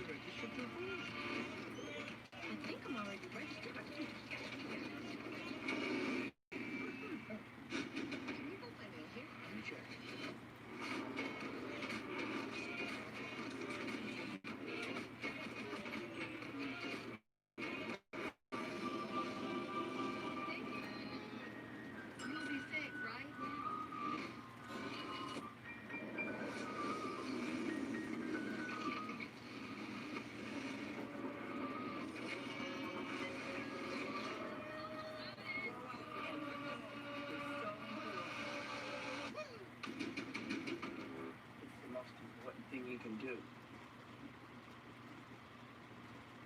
I'm still discovering what's next and still going for my best, even though I live with a high risk of stroke due to AFib not caused by a heart valve problem. So if there's a better treatment than warfarin, I'm reaching for that. Eliquis is proven to reduce stroke risk better than warfarin, plus has significantly less major bleeding than warfarin. Eliquis is FDA approved and has both. What's next? Don't stop taking Eliquis unless your doctor tells you to, as stopping increases your risk of having a stroke. Eliquis can cause serious and, in rare cases, fatal bleeding. Don't take Eliquis if you have an artificial heart valve or abnormal bleeding. While taking Eliquis, you may bruise more easily, and it may take longer than usual for any bleeding to stop. Seek immediate medical care for sudden signs of bleeding, like unusual bruising. Eliquis may increase your bleeding risk if you take certain medicines. Tell your doctor about all planned medical or dental procedures. Ask your doctor about Eliquis, and if your ability to afford your medication has changed, we want to help. In my courtroom, we always get justice. I give you my word. All Rise returns November 16th on CBS. Tennessee Titans have an honorary role called the 12th Titan. This week, the 12 Titans are breast cancer survivors from the local area. Their names are Emma Sweat, Tamala Krumpik, Jennifer Gray, Karina Koulis, and Amy Perry. The Titans are proud to support the fight versus cancer. And to have these members as honorary 12 Titans. At first down, the Bills will get a yard. With a 2nd down and 9. With 3 timeouts left for both teams. Bills ran the ball here on 1st down. You figured if they got 6, 7, 8 yards, they might have got tempo. You have Josh Allen, so you trust him. He hasn't been as sharp as he's been throughout the season. In this game here, an opportunity to try and go out and get a field goal range. 10 of 19, 124 yards. On 2nd down and 9. He zips it toward Diggs. Josh Allen complete. Stephon Diggs once again. And no, falls incomplete. Jonathan Joseph, we talked about him, and Jefferson gained so many yards against him a couple weeks ago. Byard was there. That's like 10,000 times now tonight. The ball's caught, and then literally at the last second, What do you see from Josh Allen? it falls incomplete because they drop it. Well, I don't think he's seen it quite as well. What Tennessee's doing, 3rd down and 9. forcing a couple of balls to Diggs. You would think the Titans would call a timeout after this play if they hold Buffalo, but in the meantime, probably not, because they get the ball back with 2:50 to play and 3 timeouts plus 2-minute warning. I mean, that's enough time to drive. Almost picked off, incomplete, so they don't even have to call timeout now. It's 4th down, 3:10 to play. They'll get the ball back with about 3 minutes to play with 3 timeouts. And if Tennessee doesn't get any type of points before halftime here, it's going to be a failure. Could easily been picked on the deflection again. Diggs was not open. There's 3 guys there. That's what I meant about Josh Allen. Like, they're going to go into halftime, have to rethink some things and try to be more effective in the second half. Meanwhile, the Titans were in excellent field position, or should, although the football Lopez nails this punt left. Raymond inside the 20 with a flag to come flying in. And Raymond reverses fields. And is stopped at the 26-yard line. Just a 70-yard punt, just a bomb, flip the field. I think you're going to have a hold as well on the gunner on Tennessee. That'll back them up even further. I mean, here you go. You think, okay, we get them stopped. They're punt from the 10-yard line. We probably get this ball around midfield. During the kick, holding. Number 20. Got a hold on the punt return. That's the distance for the That'll be half the distance, 1st down, Titans. That's a 74. So 2:55 to play in the first half. They're up 14-10. Oh, 1st and 10 after the hold. Yeah, that's a penalty. That's when they throw the flag. Yeah, that's definitely a hold right there. And you're starting at your 10-yard line. So they're going to have to drive the length of the field now here to try to extend their lead before halftime.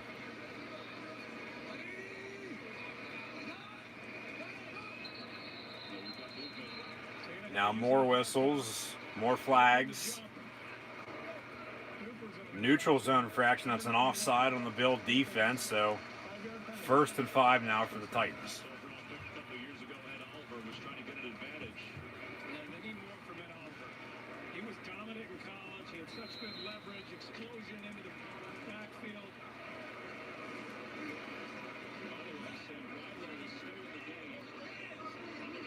First and 5 from the 14.5. Derrick Henry on the carry. 2 yards for him, maybe if that. 2nd down. Cam Lewis comes up to make the tackle. There's Taylor Lewan, who's bothered by that shoulder injury. It's big loss not having him in there for the Titans. Right here, 2nd and short. Clock running here. I expect him to take a shot here. I expect him to go play action. Maybe look for A.J. Brown across the middle. There's A.J. Brown right there in the scout formation. Another hard count from Tannehill. Handoff, Derrick Henry. He's got running room. He's got a 1st down to the 28. 1st and 10 Titans. And that'll do it here in the first half for the 2-minute warning. 2 minutes to play. Titans 1st and 10 up 14-10 over the Buffalo Bills.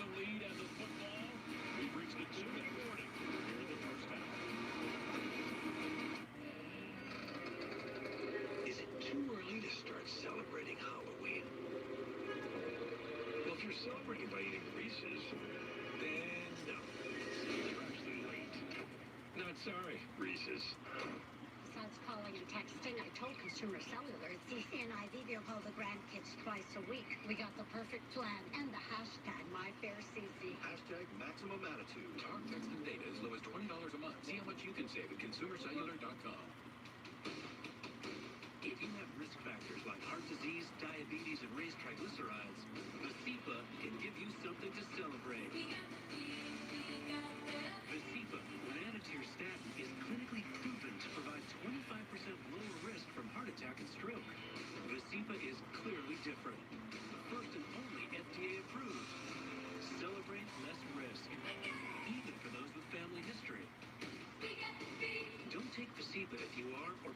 allergic to icosapent ethyl or any inactive ingredient in Visipa. Serious side effects may occur, like heart rhythm problems and bleeding. Heart rhythm problems may occur in more people with persistent cardiovascular risk or who have had them in the past. Tell your doctor if you experience an irregular heartbeat or other heart rhythm problems. Possible side effects include muscle and joint pain. Celebrate less risk and cardio protection. Talk to your doctor about adding protection with Visipa. Pizza Hut delivers. How bad do you want it? Against the Raiders, Patriots running back Rex Burkhead caught a swing pass. Faked out safety Jonathan Abram. Ben wanted a touchdown so bad, he leaped up and over defensive back Nevin Lawson to get the score. If you want the hot, delicious taste of Pizza Hut delivered this bad, all you have to do is go to pizzahut.com. No one out-pizzas the Hut. Check out SEAL Team Season 4, coming soon to your chair.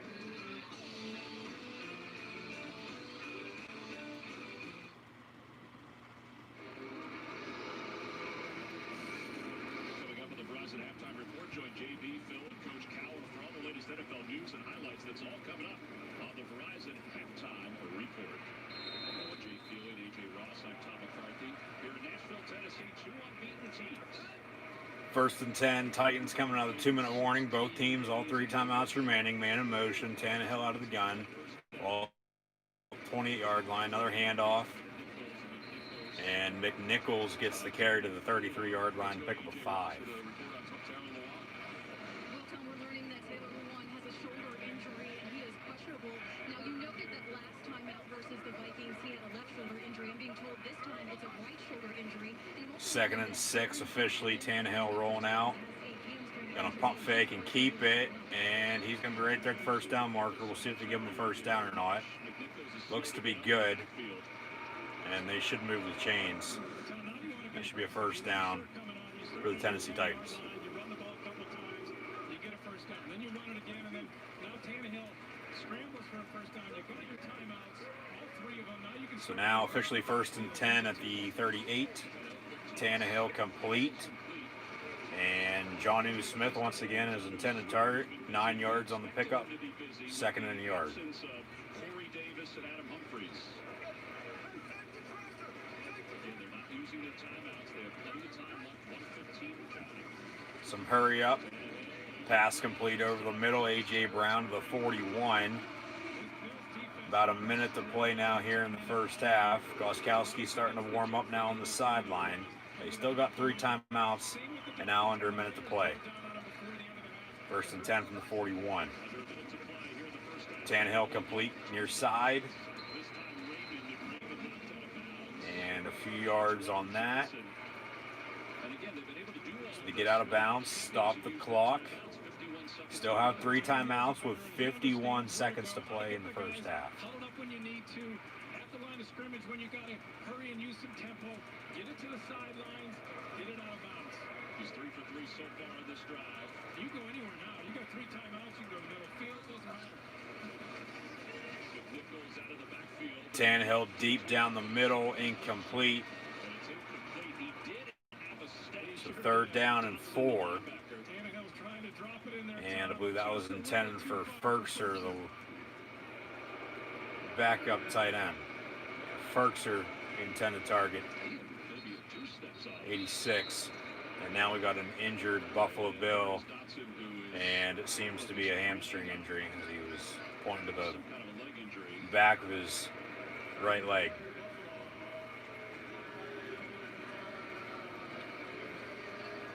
Dawson getting playing time because Matt Milano's out.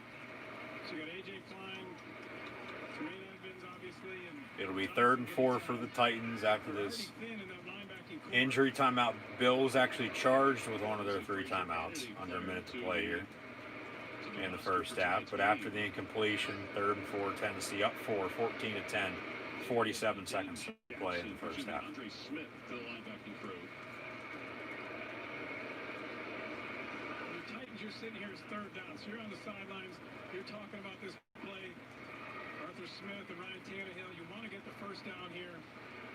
a 53-yard field goal if you didn't get the first down. You just passed up a 55-yard field goal on the last drive. Decided to punt it. Arthur Smith, 38 years old, started his coaching career as a defensive coach.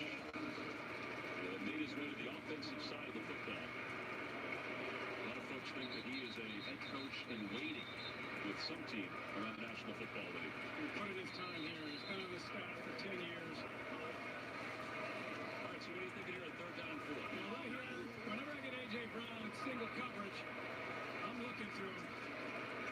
A.J. Brown is to the bottom of your screen. Tannehill. Incomplete. Might get a defensive penalty, though, on Josh Norman. That's going to be a defensive hold. That's a good call. Pass was intended for A.J. Brown. It'll be pass interference on Josh Norman. And it'll be an automatic first down for the Titans. That's a good call. Simple curl route, and Josh Norman held on to him. And ball fell incomplete before the penalty flag got thrown. Pass complete for 3 yards. It'll be Ferkser on the reception. 2nd and 7 to come. Titans in the meantime, they'll call their first timeout in this first half. They got 2 remaining. 2nd and 7 to come with 37 seconds to play up for 14-10 over the visiting Bills.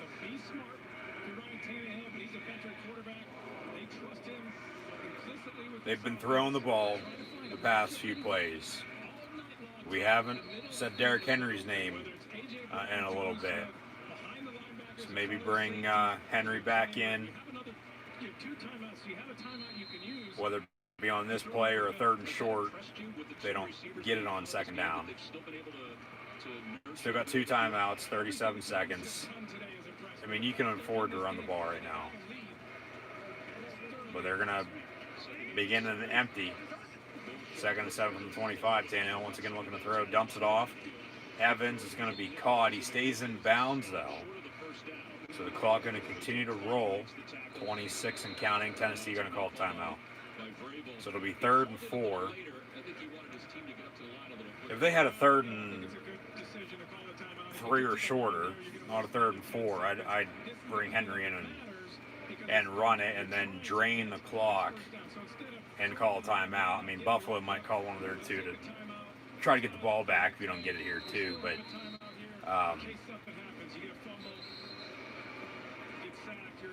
I'd go now for a fade. I mean, that worked out on their first drive. A.J. Brown for 6. Something over the middle to one of your 2 tight ends in Smith and Ferkser, who they've targeted a lot so far tonight. Motion man out of the backfield, that's Evans. Empty set once again, 3rd and 4 from the 22. Tannehill looking to throw. Over the middle, it's going to be called the 10-yard line. However, we got a flag on the play. We'll have to see what that dirty laundry is. 22 seconds to play here in the first half. They're going to try to get up there and spike it. We got a flag on the play, so the clock's going to stop. Offside on the Bills. Penalty's going to be declined. First down, Tennessee.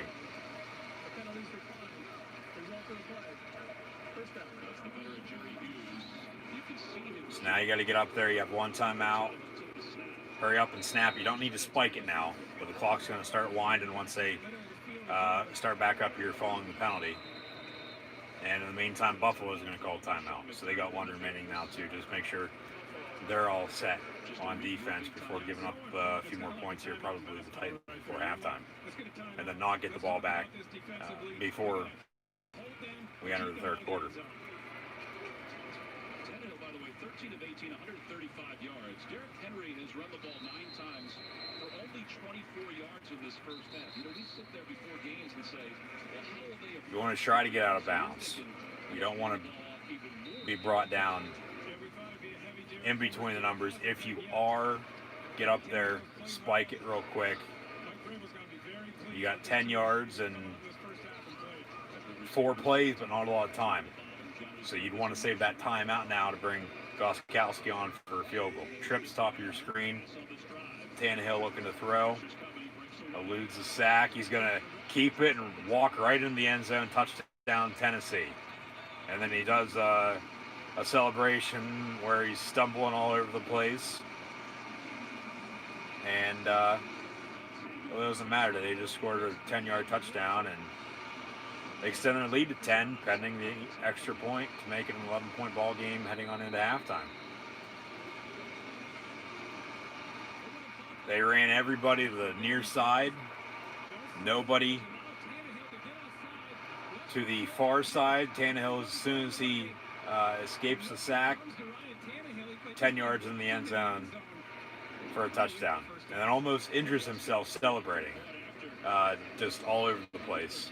Extra point up and good. It seemed like deflected there, but it goes through. So now 21-10, Titans on top of the Bills with 16 seconds to play in the first half.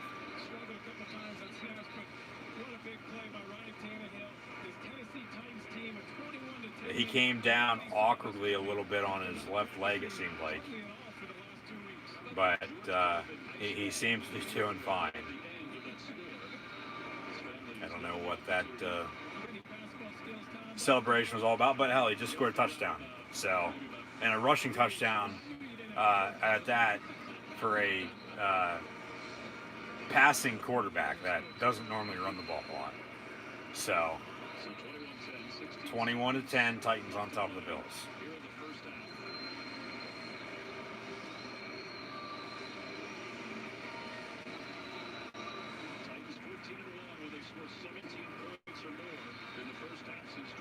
And that's not a good stat for the Buffalo Bills. They're 0-14 when allowing 17 plus or more. Tennessee's 14-1 when scoring 17 plus or more. So, odds in Tennessee's favor right now. I mean, the extra time, either way, could go either way, I should say, with either helping them with rest or hurting them because they haven't played in a while. But so far tonight, they're acting as if this is just a normal game.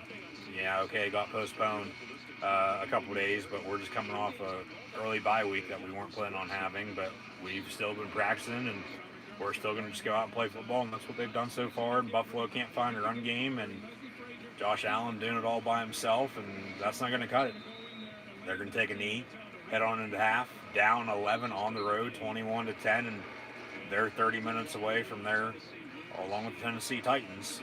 First loss on the season, but with Tennessee up 11 at home, there are fans in attendance, only about 10,000, but see if they play a factor by any means or not. But Tennessee at home, up 11, second half, run the ball with Derrick Henry. That's all you have to do. Play good defense, hold Buffalo to, and if you score, okay, extend your lead, but then hold Buffalo to less than 10 points, and you're going to win. So that's if, of course, you don't do anything. So run the ball, play good defense for the Titans in the second half. They're going to win it. Buffalo, they got to find a run game. Josh Allen can't do it all himself. But with the passes that he's been able to throw downfield, I mean, yeah, there's been a lot of drops tonight that have looked like catches. They got to get John Brown and Cole Beasley involved. I don't think they have a catch. We'll look at the stats here shortly. You can't go to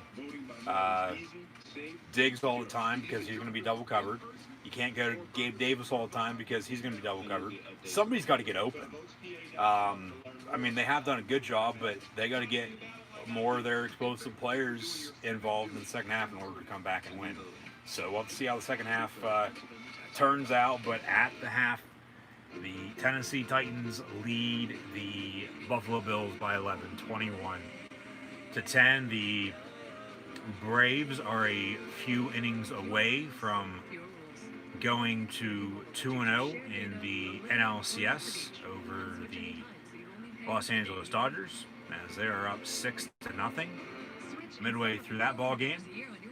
So both Tampa Bay, as the ALCS Game 3 is underway now too, they're up 2-0 on the Astros.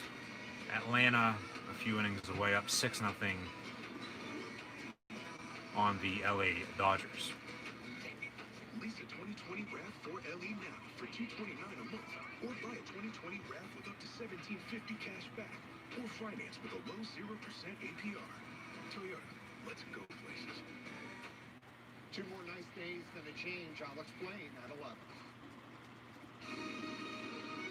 CBS Sports presents the Verizon Halftime Report. COVID infections has Tennessee away from their facility for nearly 2 weeks. No practices, no in-person meetings, no... Yet the Titans still lead 21-10. They don't care if they get COVID and not practice or not. They're still winning at the half. First half stats. Josh Allen of the Buffalo Bills is 10 of 21 for 124 yards passing. Has that interception, but also has a passing touchdown as well to Isaiah McKenzie for 3 yards. Devin Singletary, 7 carries for 11 yards. TJ Yeldon, 3 of 10. Stephon Diggs, 4 catches, 54 yards. Gabe Davis, 3 catches for 36 yards. Andre Roberts, 1 of 16. Dawson Knox, 1 of 15. Tennessee Titans, Ryan Tannehill is 13 of 18 for 135 yards passing and a touchdown. Actually, 2 total touchdowns for Ryan Tannehill. His passing touchdown was to A.J. Brown, of course, from 16 yards out on their opening drive following that Josh Allen interception. So Ryan Tannehill, 13 of 18, 135 through the air, and 1 passing touchdown. He also has 2 carries for 16 yards and a rushing touchdown. Derrick Henry, 9 carries, 24 yards, and a score. Evans, 2 of 12. McNichols, 2 of 7. A.J. Brown, 4 catches, 55 yards, and a touchdown. Jonnu Smith, 3 of 29. Raymond, 2 of 26. Ferkser, 2 of 15. Westbrook, 1 of 7. This week, Week 5 in the National Football League kicked off last Thursday in Chicago as Tom Brady and Tampa Bay Buccaneers visited Soldier Field. However, Nick Foles and the Bears defeated Brady and the Bucs on Thursday night, handing Brady his first Thursday night football loss as the Bears won by a point, 20-19. This past Sunday, the Pittsburgh Steelers defeated the Philadelphia Eagles by a final score of 38-29. Hopefully, Philly didn't have any trouble getting home on the Pennsylvania Turnpike. Carolina Panthers 26-16 over the Atlanta Falcons. Dan Quinn was then fired after an 0-5 start. Let's see the Atlanta hires for the 2021 campaign as Houston and Atlanta are open. The Raiders went to Kansas City, defeated the Kansas City Chiefs 40-32.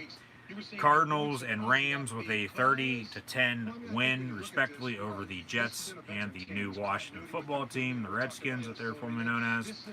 Ravens with a 27-3 win over Joe Burrow and the Cincinnati Bengals, as Patrick Queen, one of Burrow's former teammates at LSU, took down the Tiger King as Baltimore picked up a 27-3 win once again. Texans 30-14 over the Jacksonville Jaguars. Dolphins went across country to defeat the 49ers 43-17. Niners Rams on Sunday Night Football next week.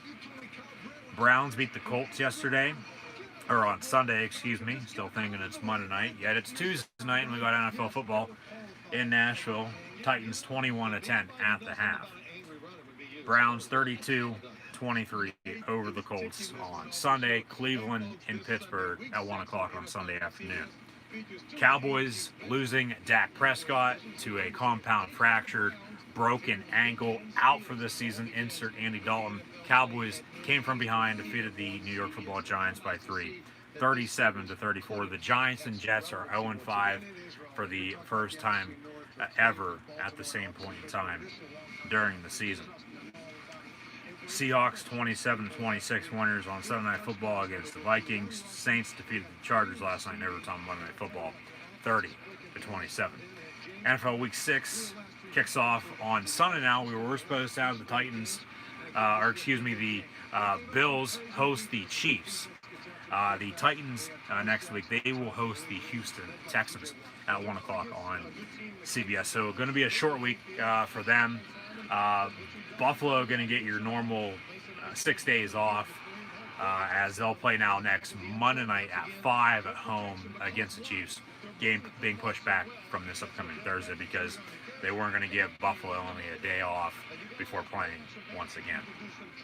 So on Sunday, the Browns will be in Pittsburgh taking on the Steelers. Arguably, that's the best Sunday game other than Packers-Buccaneers next week during Week 6. As Browns-Steelers is at 1 o'clock. Pack-Bucks is at 4:25 on Fox. Sunday football, as mentioned, is Rams-49ers. Also, some other NFL Sunday games next week. Sunday, October the 18th. Texans-Titans, as mentioned. Bengals-Colts. Falcons-Vikings. Vikings are still in a good spot right now. However, with Chicago at 4-1, they might still be on the outside looking in. I mean, they are right now, but if Chicago continues to win, and even if Minnesota gets back into it, they still might be on the outside looking in for the wild card in the playoffs, even with the expanded playoffs this year in the National Football League. Minnesota is a little bit better than you think. They started out 0-4. Should have beat Tennessee, honestly. Should have beat the Seahawks on Sunday night. They should beat the Falcons next week. You would think to get 2-4. We'll have to see how their schedule shakes out then after that. But the Vikings at 1-4 hosting the 0-5 Falcons. A very under the radar game, honestly. Records, not speaking that well at this point in time, of course, but we'll see the future holds for even Matt Ryan too in Atlanta, as Arthur Blank, the owner of the Falcons, wouldn't commit to Matt Ryan next year as the starting quarterback. Now, if Atlanta gets the number 1 overall pick, Trevor Lawrence is going to get number 1 regardless of who the team is out of Clemson, and he's a Georgia boy. If I'm Atlanta, and I even said this last week, potentially Matt Ryan's not going to be there next year. And that's starting to look more and more so as the days go by. So potentially Matt Ryan's elsewhere, who knows where, in the National Football League. I mean, the Jags and Jets come to mind at this point in time, but we could see some more shakeup, of course, throughout the season, then into the offseason next year. But who even knows right now when the season's going to end if they push the season back into late January, early to mid-late February, if they will have a Week 18, 19, even a 20-week regular season before the playoffs begin, if they have more postponements, of course, due to COVID-19, and then a playoff bubble before Super Bowl 55, still scheduled in Tampa as of now, February the 7th, 2021, but that probably won't honestly be happening until mid-late February now, from what I've heard at least, but we'll get there, of course, when we get there. Take it one day at a time. But if I'm the Falcons and I have the number 1 pick, I mean, because you got a few 0-5 teams right now. You got a few winless teams, you got a few undefeated teams. One of these 2 undefeated teams is going to lose for the first time this year, whether it be Buffalo coming back from behind, defeating Tennessee, handing the Titans their first loss, or Tennessee holding on and giving Buffalo their first loss on the year. We'll see in about 30 minutes or so of football time. About another, I'd say, hour and a half or so in real time, as we're about 8:45 now on the East Coast. But nonetheless, if it's the Falcons, the Jets, the Giants, even Minnesota, honestly, moving on from Kirk Cousins with that guaranteed contract that he has, if that doesn't work out, if we see some shake-up with Mike Zimmer no longer at the helm after next year, or after this year, for next year, I should say. Cam Newton on a 1-year deal in New England. Who knows what will happen there. Tua's down in South Beach. Fitzpatrick's playing well, though, right now with the Dolphins. As they, as mentioned, won across country and beat the 49ers very, very handily on Sunday. You look at San Fran. Is Jimmy G the right guy right now in the Bay Area? Yes and no, but his contract's the only issue. We got the NFL trade deadline coming up in 3 weeks. We could see some movement with a few key players. As of late, the past few years or so, the NFL trade deadlines become a big thing. Normally, there's never hardly any trades or any movement, for that matter, unless you're getting sent up from the practice squad or sent back down and then on waivers, free to sign wherever. The NFL trade deadlines turned into what the MLB trade deadline normally is, at the end of July, year in and year out. So 3 weeks from today, other than the election, of course, the NFL trade deadline will in fact take place. So keep an eye out. That'd be after, I believe, week 8 into week 9, if I'm not mistaken, somewhere in there, over the next few weeks or so, that we see movement with a few players from around the league. And then with the COVID involved into it too, who knows if they'll even be able to play right away if we do have some movement. You would think so, because we've had practice squad players, of course, come up or sign from other teams and play that Sunday or Monday. So let's see how all that shakes out. But if I'm the Falcons, I move on from Matt Ryan, draft Trevor Lawrence. That's, of course, if you have a number 1 overall pick in your whatever your record is at the end of the year. But it's not looking good. Because you go to the AFC North, too. Nobody's going to need quarterback right there unless Ben Roethlisberger retires. With the Pittsburgh Steelers, you got Burrow, Baker, and Lamar Jackson, the rest of the division. Philip Rivers could retire, so Indy could be looking at another quarterback, but they got Jacob Eason out of Georgia and Washington backing him up, who they drafted this past year in the draft. Jacksonville's going to be looking for a quarterback. They are, even though they have Minshew. Houston's got Watson locked up. Tennessee's got Tannehill locked up. We're underway now in the second half. We'll continue to preview week 6 here shortly. Titans on the return out past the 20 to the 26-yard line, 1st and 10. From there, however, we do got a flag. Let's see what this is. Probably a legal block in the back or a hold. And it'll be half the distance, and Tennessee's going to be working from their end zone. Personal foul. Illegal double team block on the return. Half the distance, 1st down. And then even out in the AFC West, there's nobody that uses a quarterback right now. So you got the NFC, you got the Giants. If they think Daniel Jones is the man, okay. Matt Ryan could be a better option than him though right now, but he's not that bad of a quarterback. It's just they don't have anything around him, honestly, and they don't play good defense. That's why they're 0-5, along with the Jets. And Adam Gase is going to be the next one fired. Sam Darnold. The Jets are the goddamn Jets, so who knows what they'll do.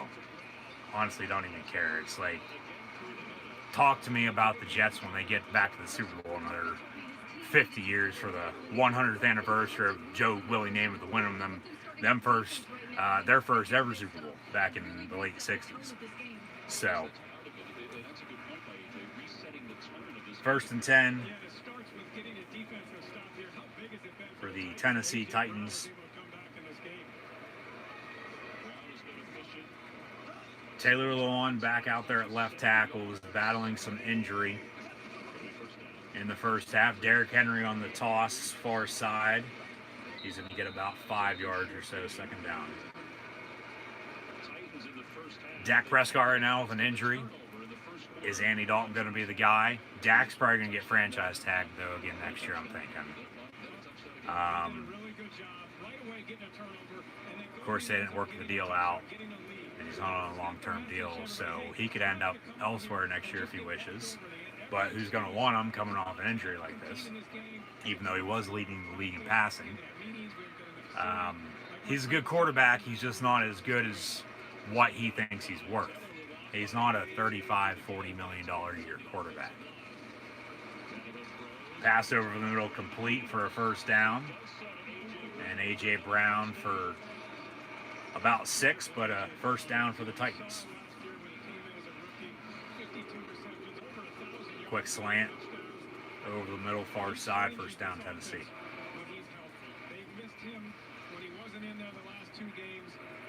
The Skins could be moving on from Dwayne Haskins, so I've heard, but he hasn't played that well, so who's going to want him?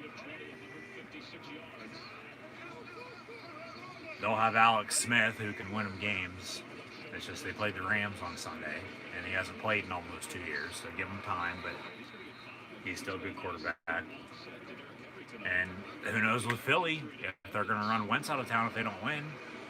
So that division's up in the air now as it is, and then even in the future with, some uh, quarterbacks and just players overall, whether they're going to be staying put or moving on from it. I mean, because you honestly really think deep down about that whole division. It's trash to begin with. I mean, the Cowboys are at 2-3 in the lead, but before then, the Eagles were at 1-2-1 in the lead in the AFC or in the NFC East. Excuse me. AFC East is Buffalo's to lose. Now, if Cam Newton comes back, he will, it's just a matter of when, and lights it up as he was earlier before he tested positive for COVID, and the Patriots give him a run for their money, and Buffalo starts to lose here after 4-0 start, and everybody thinking they're, very, very good, which they are, but then they stumble, which everybody will eventually, it's just a matter of when, and then they, somehow miss out on playoffs, but you have an expanded playoffs this year, and, there's no way in hell you do that unless you completely fall off the face of the earth. Buffalo is going to win the East. New England will be a wild card, you would think. But the AFC North right now has 3 of the 4 4-0 or 4-1 teams in the NFL with the Steelers, Browns, and Ravens. And the Browns and Steelers, of course, play on Sunday for the first time. Everybody going to play everybody eventually within divisions, of course, 2 times per year. That's why I was saying earlier, it seems like we're getting into the midway point of the season. Everybody that's supposed to be playing, teams from other divisions and conferences, getting to the point where everybody's had common opponents and everybody's played one of theirs so far. But we still got a lot of games left to be played, of course. Penalty on the defense is declined. 1st and 10 from midfield for the Titans.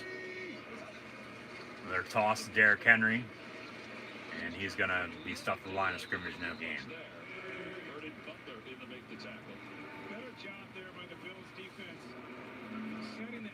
Stafford could be a Matt Ryan, honestly. They're in the same boat, if you think about it. They've been in the league around the same amount of time. Stafford coming in a year later.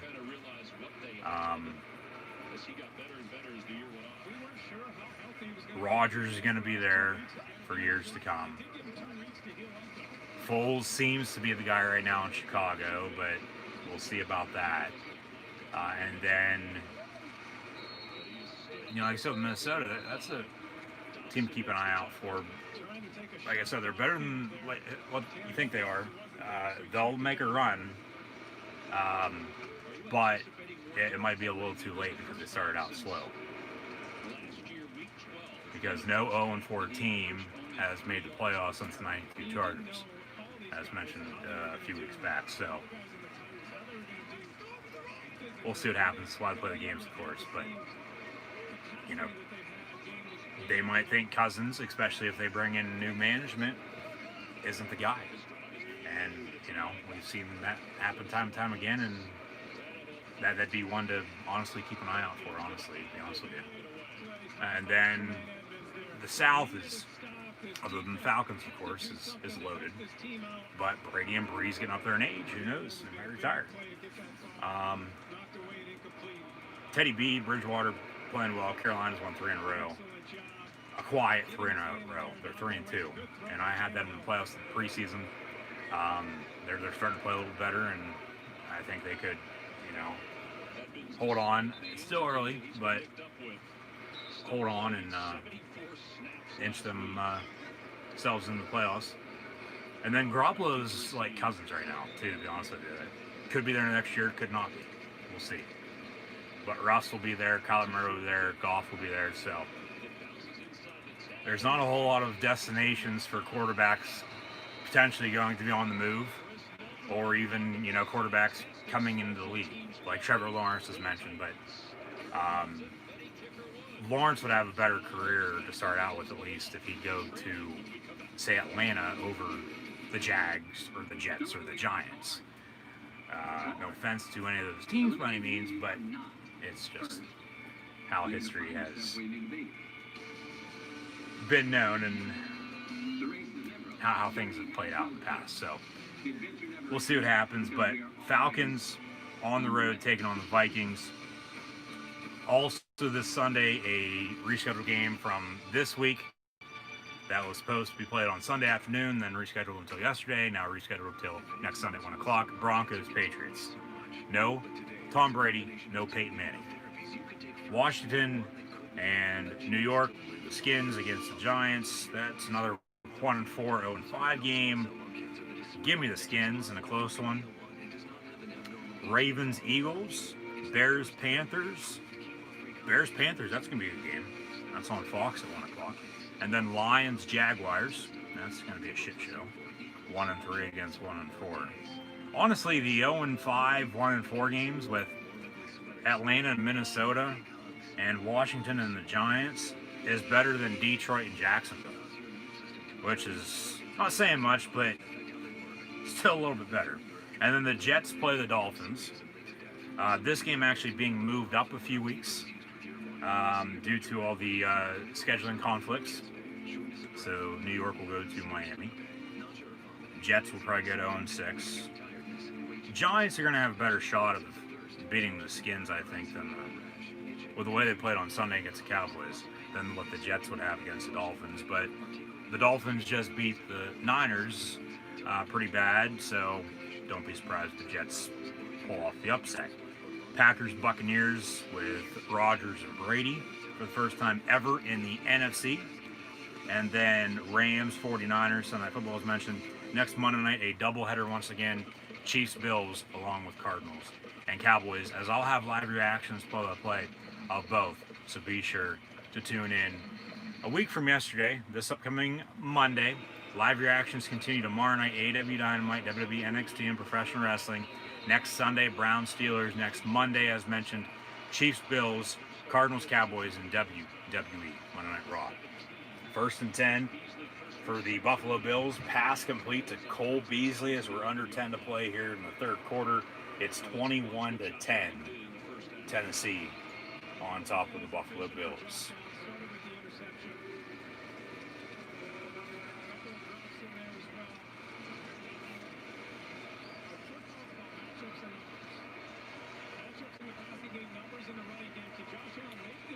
Second and 2. Josh Allen fakes the give. Ball's deflected. Pass intended for Stephon Diggs, but it falls incomplete. Third down.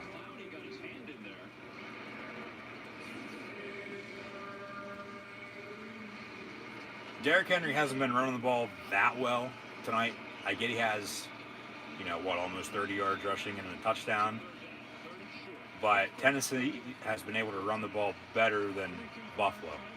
The Bills have no run game whatsoever with Singletary and Moss tonight, along with TJ Yeldon. None whatsoever. Pass complete. Josh Allen to Cole Beasley once again to the 16-yard line. First down, Bills.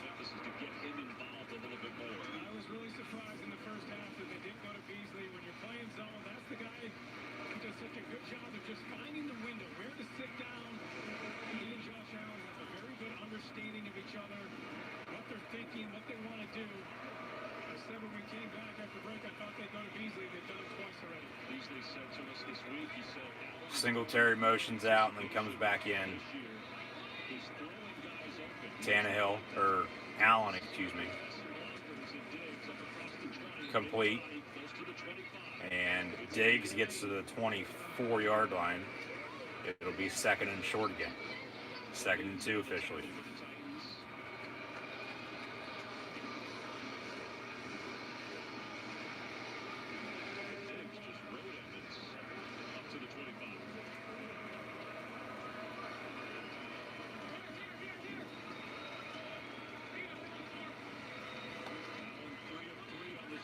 Second and 2 from the 25.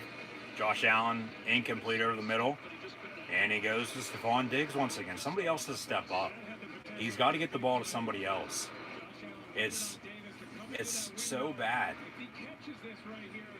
No wonder they're dropping the ball or the ball's falling incomplete all the time, because there's good coverage, because they're covering the go-to receivers, and then you have a man open, or if not, they still can't run the ball.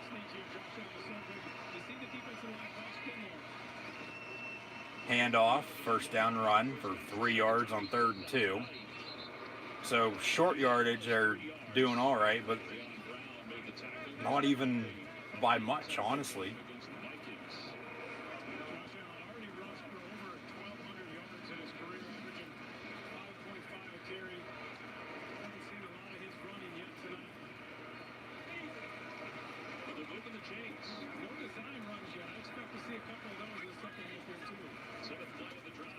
Out of the gun, over the middle, Cole Beasley once again. Okay, so 3 times to Beasley on this drive, midway through the 3rd quarter. Second half flying by.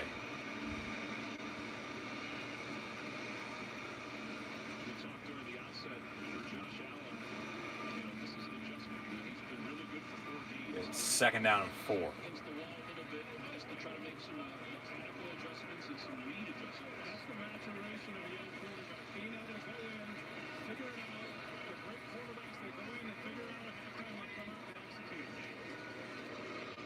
Handoff, and a first down run for Buffalo. Right there at the first down marker, and Devin Singletary with a few more yards to his total this evening.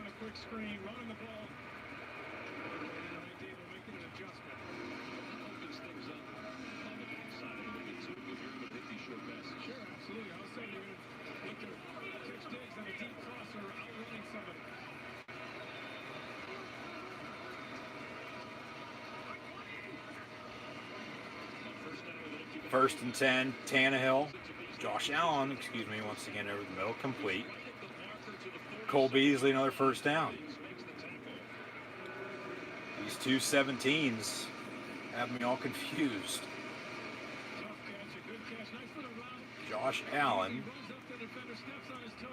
to Cole Beasley for the 4th time on this drive now for 4 completions. First and 10, Bills at the 47. And both quarterbacks honestly have played well tonight with Tannehill and Allen. Josh Allen complete, and Stephon Diggs with another reception. The 2nd down and about 5.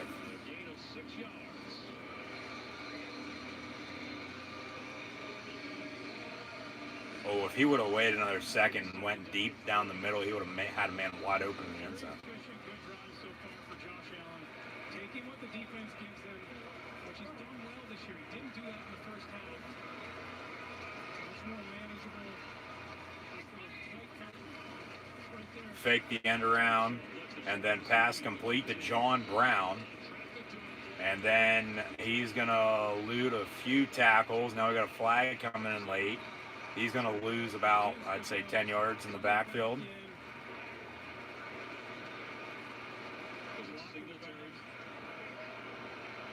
So we'll see what the penalty is. We've got an injured Titan down.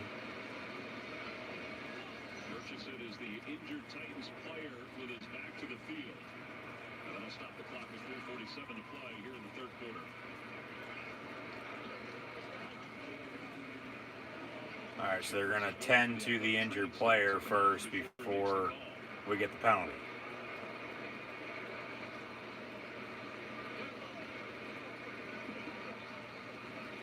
Mike Vrabel comes out as well. This is one of the things you were warning about coming back after not having been in the building for 2 weeks. Conditioning, making sure that the players were ready to play game. Number 26 offense. Okay, we got an illegal block in the back on the Bills. Penalty's going to be declined because of the loss on the play, so 3rd down. 3rd and a mile. Bills keep possession, of course, but both John Brown and Cole Beasley having quiet nights. Now, Cole Beasley, 4 receptions on this drive, and that's total for the game, too. But John Brown, that's his first look all night, and it goes for negative yardage.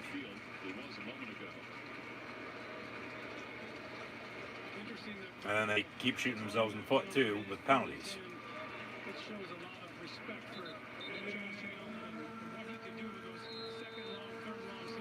And it's not like they're down by 4 scores. They're only down by 11. They can very well still get back into this, but we're already nearing the end of the third quarter already. 4.5 to play in the third. Third down and 10. Josh Allen gets the snap. Stepping up. Going to be complete the 40-yard line. And who do you know? Stephon Diggs on the reception once again.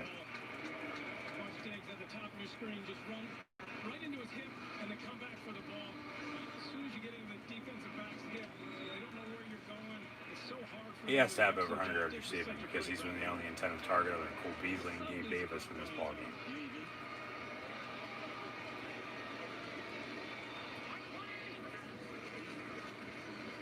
Josh Allen, nice one-handed to Stephon Diggs. He comes down with it, and it'll be complete, but wow. Le'Veon Bell was just cut by the Jets. Are you serious? Never clicked with them. The team announced just a bit ago that he's been released. Wow. Being made by the Jets. With this move, that is, no one player is bigger than a team. Back to Tom McCarthy. The Jets cut Le'Veon Bell. Josh Allen intercepted again at the 20-yard line. That's big. Good for the Jets. And here comes Malcolm Butler, another interception return. He's not down. He's going to return it to the 10-yard line before Josh Allen brings him down. That's big. Holy shit.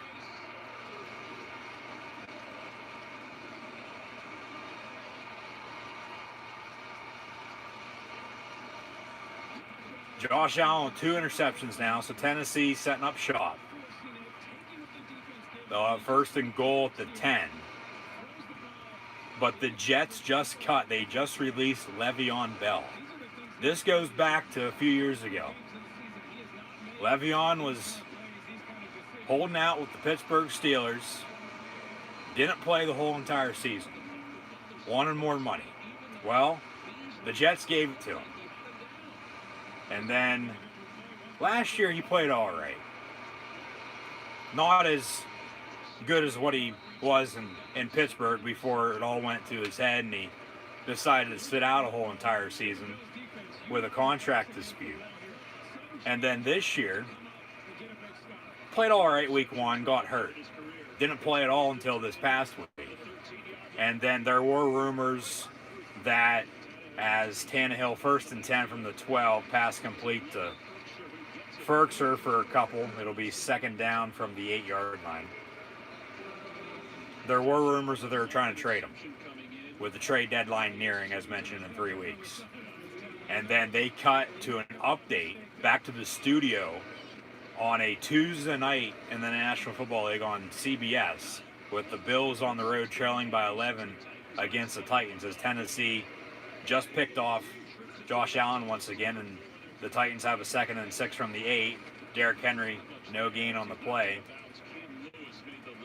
Le'Veon Bell released by the Jets. So they can't trade him to anybody. Nobody wanted him. He had the highest salary on the New York team. And it seems like they're starting over once again. But that's the Jets for you. And that's Le'Veon Bell for you. I mean, they'll pay him what they owe him, of course. But Bell cut by the Jets, and nobody wanted to trade for him. We'll have to see now if teams try to go out and sign him. Of course, if there's any updates by tomorrow night, I'll have that info during AEW and NXT.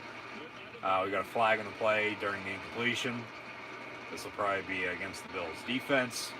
However, if he does sign, I believe by Thursday, he still should be good to go and play for his new team by Sunday, by next week. Now, if he signs any later than, after that, of course, you'd have to wait a week and We got a personal foul roughing the passer now on the Bills defense. That'll be half the distance, automatic first down. If I'm Le'Veon Bell, I hold out at least for a week. Wait until after the Week 6 games on Sunday and Monday. See if anybody gets injured. See if anybody needs a running back in general. And then, feel free to sign, wherever, as he's going to be able to do so now as he was just cut by the Jets. First and goal from the 4. That's big news. Slant over the middle, complete, caught, touchdown, Titans. Jonnu Smith with the reception. And after 2 Josh Allen interceptions, we've now seen the Titans capitalize twice with 2 touchdowns. So you take those 2 touchdowns off the board because Josh Allen doesn't turn the ball over, we have ourselves a 14-10 game. But now it's 27-10, pending Gostkowski's extra point. That's coming up. I mean, you go around the league, though, Le'Veon Bell. Teams that need running backs, don't be shocked if Bill Belichick gives him a call and he ends up as a New England Patriot. They already got a good committee with Cam Newton at quarterback. You have James White, Sony Michel, and Rex Burkhead in that backfield. Add Le'Veon Bell. Somebody, if you are going to sign him, make sure the Patriots don't sign him. But don't be shocked if Le'Veon Bell ends up a Patriot by either the end of the week or the end of next week, as Bell was just cut by the Jets, if you're just now tuning in. That's big. That is big breaking news. Did not expect that tonight by any means. The Bills could use them. They can't run the ball with Singletary or Moss or Yeldon tonight, along with Tywan Jones. He's not going to the Jets because they just cut him. Miami, they play the Jets on Sunday. Could they sign him and then use him against his old team for the first of 2 matchups this season in the AFC East and beat them? Maybe. I doubt Miami's going to sign Le'Veon Bell, though. But he was, or the Dolphins were, a possible destination for Bell last spring during the offseason in free agency, and then he decided to sign with the Jets. So don't be surprised if the Dolphins make a run for him. If I'm Pittsburgh, I don't touch him just because of the history, but I wouldn't be shocked if the Steelers sign him to, say, just a 1-year deal for the rest of the year to see if it works out, and then a contract extension after that. But time's come and gone for Bell and Brown to reunite in the Steel City with the Pittsburgh Steelers, because even though Connor, Snell, Tony McFarland, the rookie back out of Maryland, Jalen Samuels getting the short end of the stick right now, injured, yeah, but he's going to be the odd man out after the end of the year. He's the odd man out right now as it is. Pittsburgh doesn't even need him. Yeah, Connor and all them could be running the ball better, but if I'm the Steelers, I don't touch Bell. I don't. Even if fans would want him to come back and it'd sell tickets for the few fans that you're going to have there, merchandise, break them out if you have one, for the jerseys, or selling new uniforms or whatever it may be. If I'm Pittsburgh, I don't touch Le'Veon Bell. I don't, and I'm a Steeler fan. I know how it was the past few years. He sat out. It didn't kill him to not have him, but if they would have, and he was as good as what he was when he was a good running back before having it all go to his head and sitting out, wanting more money, signing with the Jets, decent last year, like I said, injured this year, comes back, they try to trade him, they can't trade him, they cut him just within the past half hour or so now. So I wouldn't be shocked if the Steelers make a run for him, but I personally, I wouldn't mind, but I would mind, just with how the past few years have been with how everything went down. Like, I wouldn't want him to come back, along with Antonio Brown right now. But maybe if it's, going to be their final year of their career in 10 years, that's different. And we've seen players do that, of course, time and time again. But one, the Steelers don't need them. They got, some good running backs. Yeah, they could be running the ball a little bit better.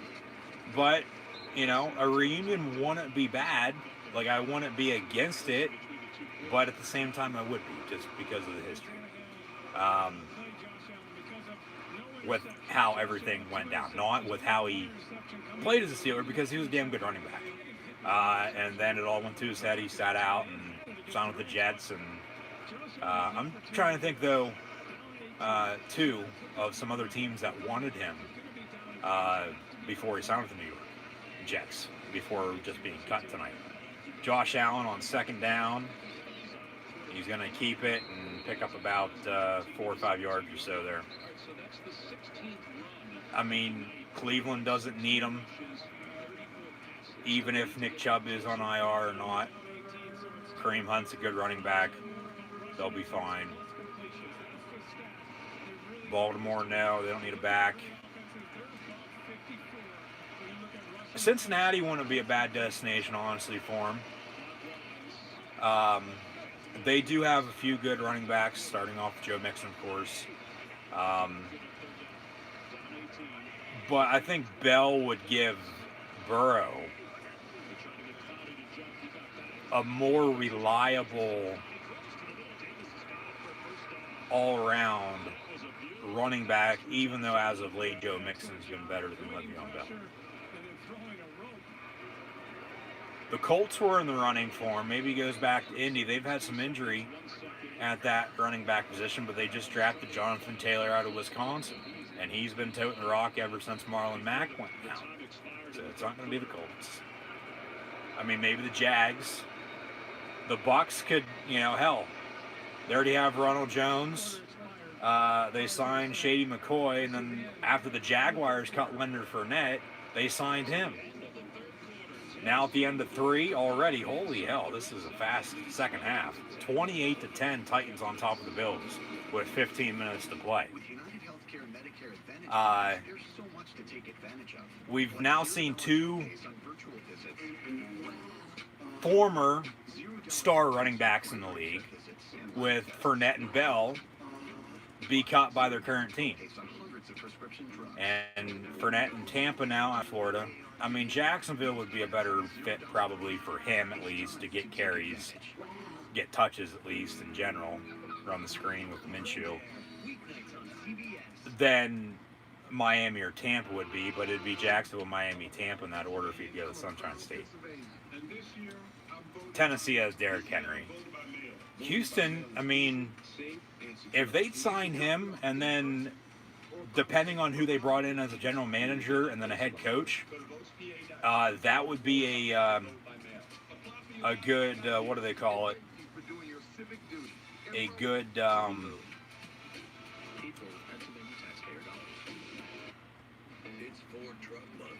drawing a blank.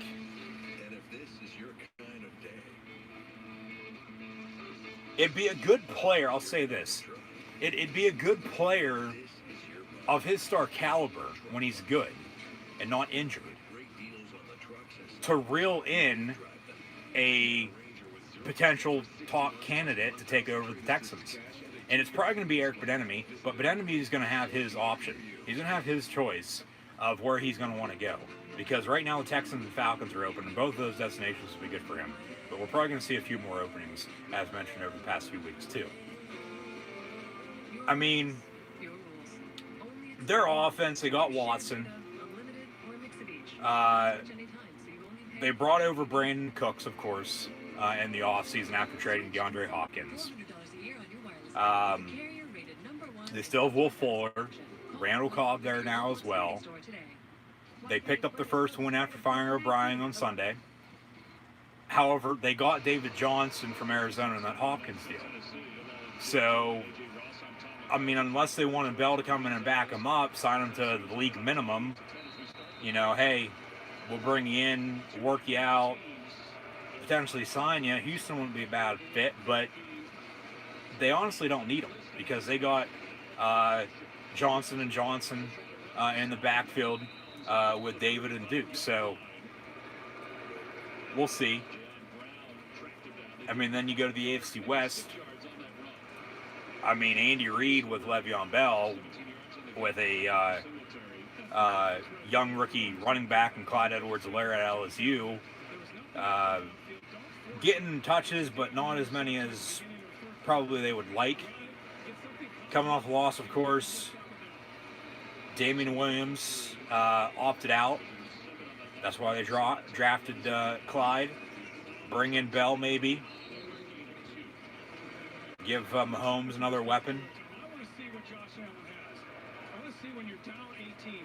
Denver's had some injury at the running back position. Philip Lindsay has been out. Melvin Gordon, though, toting the rock in the meantime. Don't be shocked if Gruden ends up signing Le'Veon Bell and Bell becomes a Raider. Or even Jerry Jones and the Dallas Cowboys. With Dak Prescott out, yeah, they're going to run the ball a lot more with Zeke. But that's just old school Jerry Jones and Al Davis way they would run things. I get Al Davis isn't around anymore. Mark Davis is in charge of the team, and John Gruden's back as the head coach. And they got Josh Jacobs, who's a damn good back. But if either Dallas or Vegas, with Cowboys and Raiders, would sign Bell to back him up, look out. I mean, that's a very, very strong two-headed backfield. If Bell is what Bell has been known to be. And that's a Pro Bowl running back that's healthy all the time and not wanting not to play. So we'll see what happens there. The Chargers had injury at running back. They lost Melvin Gordon, signed Eckler to an extension. He's hurt. Got a young rookie quarterback in Justin Herbert. Keep an eye out for the LA Chargers. Cole Beasley, first down pickup for the Bills. Buffalo down 18 here with 13 minutes to play. Time might be running out for them. And then you go to the NFC. You go to the NFC. The Giants, they signed Devontae Freeman because Saquon's done for the year, but Saquon will come back. I mean, maybe the Giants do sign him, though, to keep him in New York.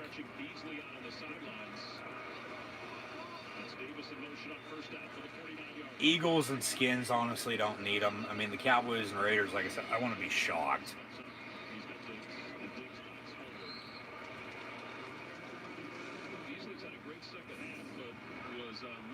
Detroit signed Peterson, so, and they got a few, young running backs up in Motown with DeAndre Swift and who's that one other running back I'm thinking of they have? Kerryon Johnson. So, Green Bay has their weapons for Aaron Rodgers, and they're not going to need Le'Veon Bell. You have Minnesota with Dalvin Cook. Chicago could be an interesting fit, especially with them at 4-1. If they'd want to get a powerhouse workhorse running back, keep an eye out for the Bears.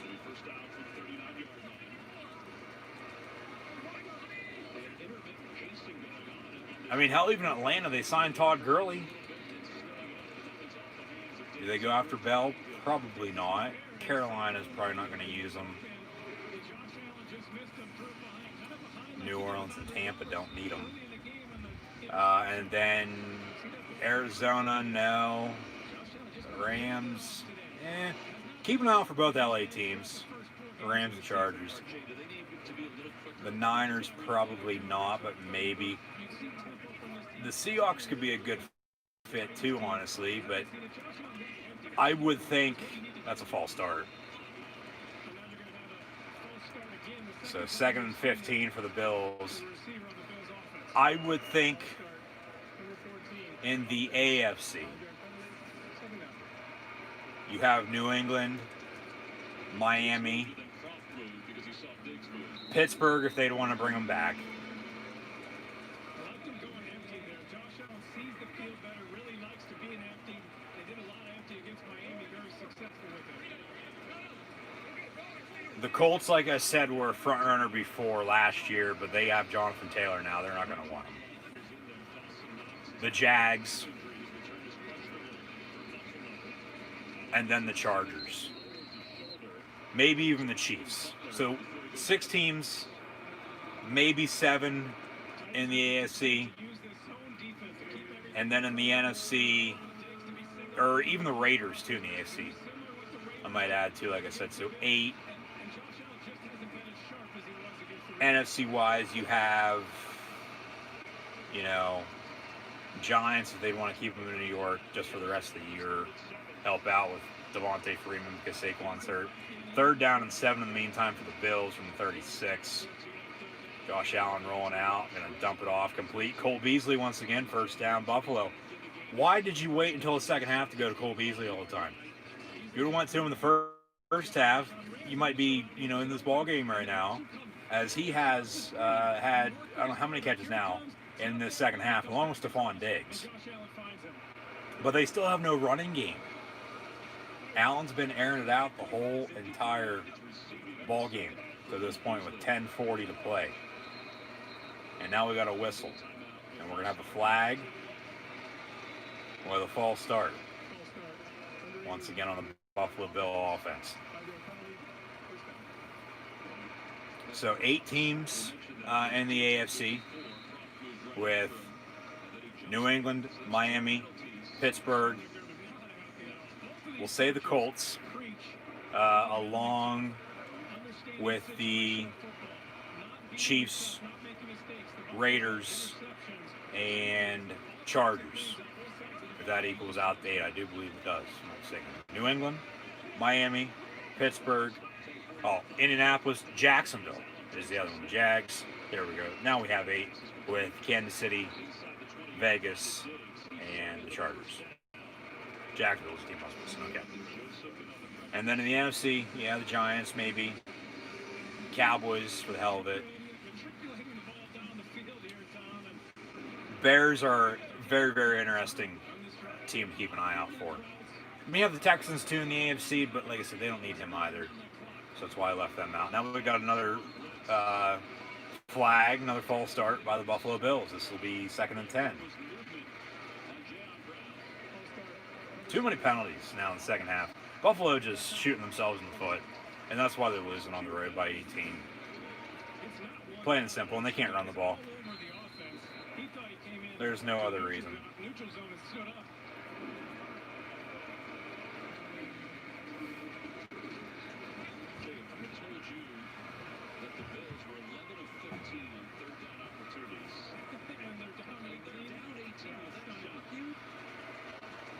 Empty set out of the gun.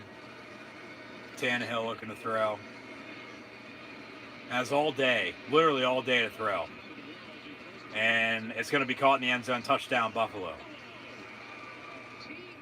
And TJ Yeldon, the former Jag, for 6. And they're going to go for 2 to make it a 10-point game with 10 minutes on the dot to play. Literally all day to throw. They only brought 3. He had Beasley open for our sideline if he wanted him a little late, but then he went to Yeldon in the back of the end zone, caught for a touchdown. He had him wide open too, and he went up for it and came down for it. Touchdown Buffalo. You have also, well, we'll get more into Le'Veon Bell here after the 2-point attempt. Out of the pistol for the Bills from the 2 to make it a 10-point game. Fake the give. Josh Allen once again looking through. He pump fakes, gets rid of it. It's going to be incomplete. So now a 28-6 scores to come back and win this. I mean, regardless if they'd score, go for 2 and get it, and then kick a field goal, you're still going to be down a point. Or down 12. That's only 11. So they need 2 touchdowns to come back. So their defense needs to step up now in this final 10 minutes.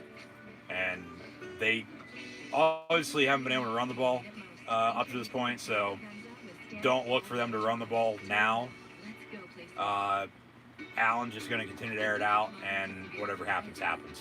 He already has 2 interceptions, 2 touchdown passes now, 2 to his credit, so should be an interesting finish. I mean, it's still a ball game. It honestly is. I mean, Buffalo's going to have their shot to come back. We'll see if we get an onside kick or anything unexpectedly coming up. But, I mean, you wouldn't think so, but teams have been known to do that.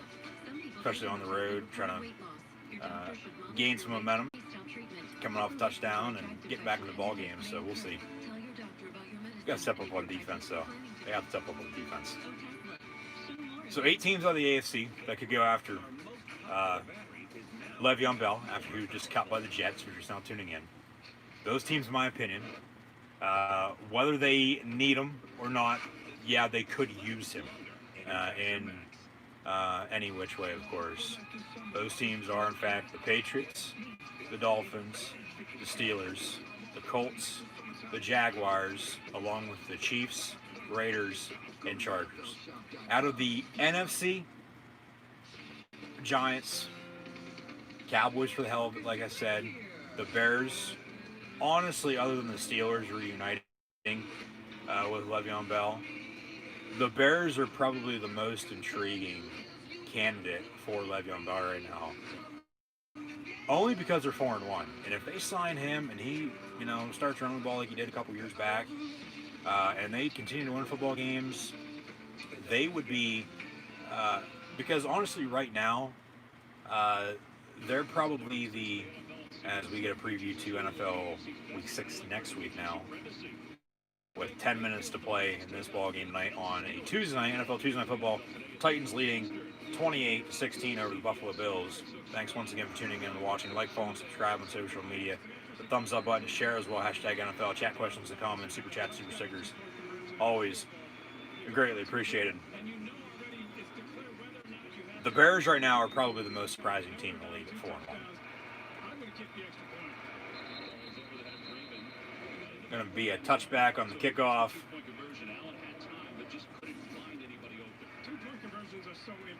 And then honestly, the Seahawks. Those would be the only teams out of the NFC, I would say. Chicago and Seattle.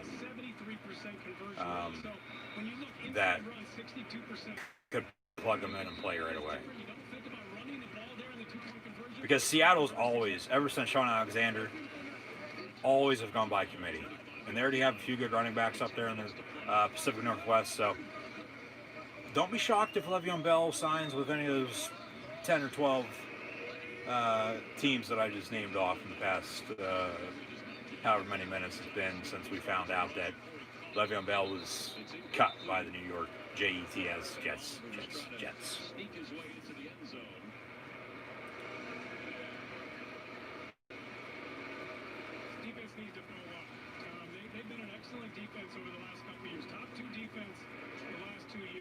And with teams not even wanting to trade a late round pick for Le'Veon Bell, honestly, who's going to sign him? But we just saw the same thing with Leonard Fournette. Nobody wanted to trade for him because they didn't want the contract. So the team that has him has to cut him, pay him what they owe him, and then the player's then free to sign wherever. And then we saw Fournette, I believe, sign a 1-year deal, if I'm not mistaken, for however much it was. So we'll see where Bell lands, but nobody wanted to trade for him, so who's going to sign him? We'll see. And here's a stat for you. A good one for Bell, but not a good one for the Jets. Le'Veon Bell made $28 million in only 18 games for playing for the Jets.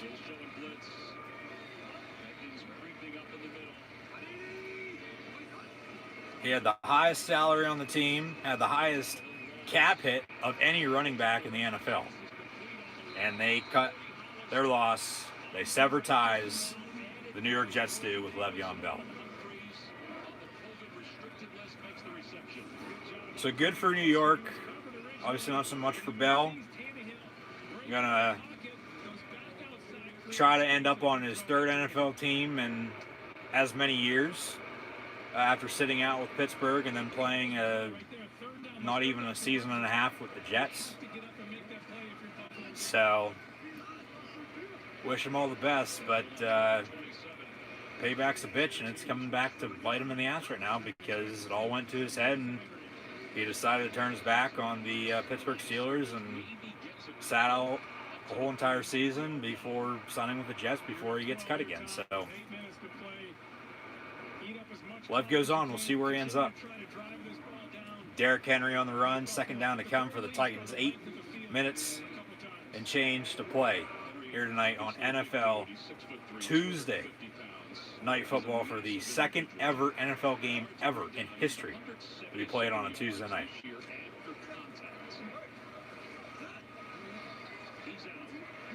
Second down and 8 from the 45. Tannehill going to fake the give. He's going to roll out, tuck it and run. He's out past the 35 before running out of bounds around the 30. Big pickup for Ryan Tannehill. He's played well this evening, both passing and throwing. Or passing and running, excuse me. Passing and throwing is the same thing. I know what I said. Didn't mean to, but that's how it came out. Tannehill, good in the air and on the ground this evening.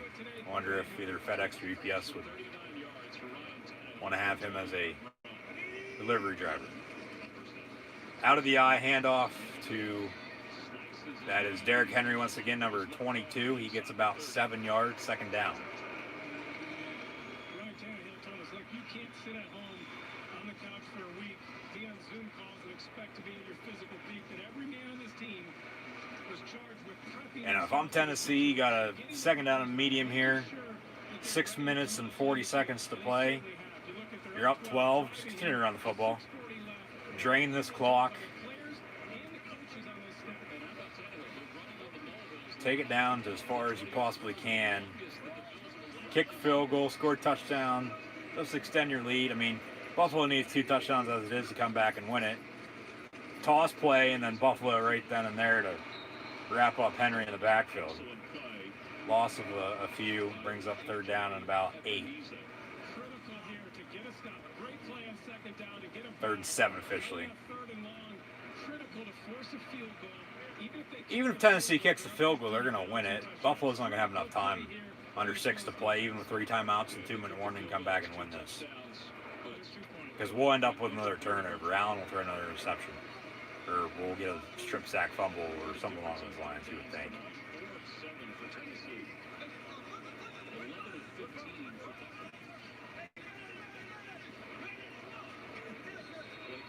And now we got a whistle, timeout, Titans as the play clock is winding down.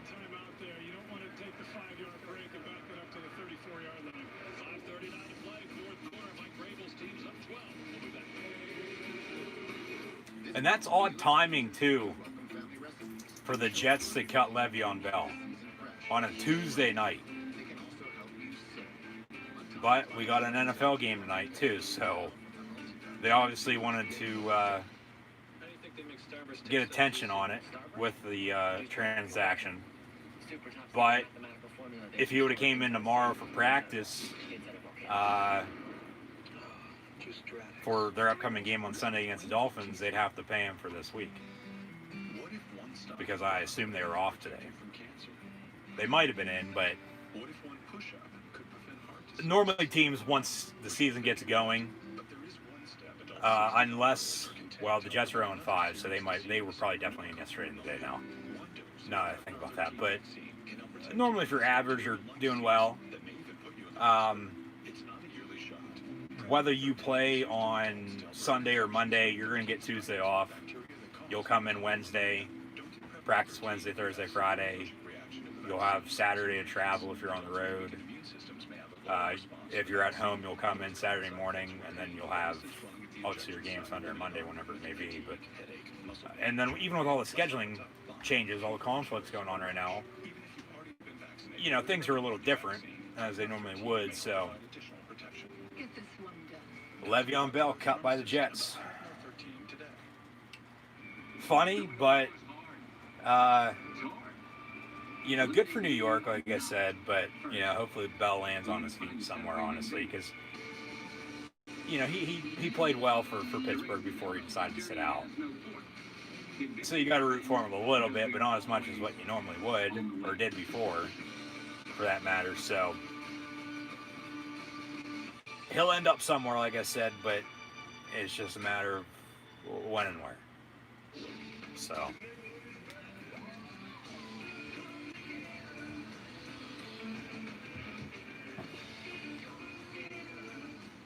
Titans after the timeout, 28-16 on top of the Bills. Ball 30-yard line. About 5.5 to play. 5:39 officially. 3rd and 7. And they get Buffalo to jump off sides. Another flag. These Zebras are having a fun afternoon that turned into evening with this 7 o'clock Tuesday night kickoff in the NFL with the Bills and Titans. A.J. Epinesa, former Iowa Hawkeye, with the offside penalty. A lot of false starts and a lot of offsides here in the second half.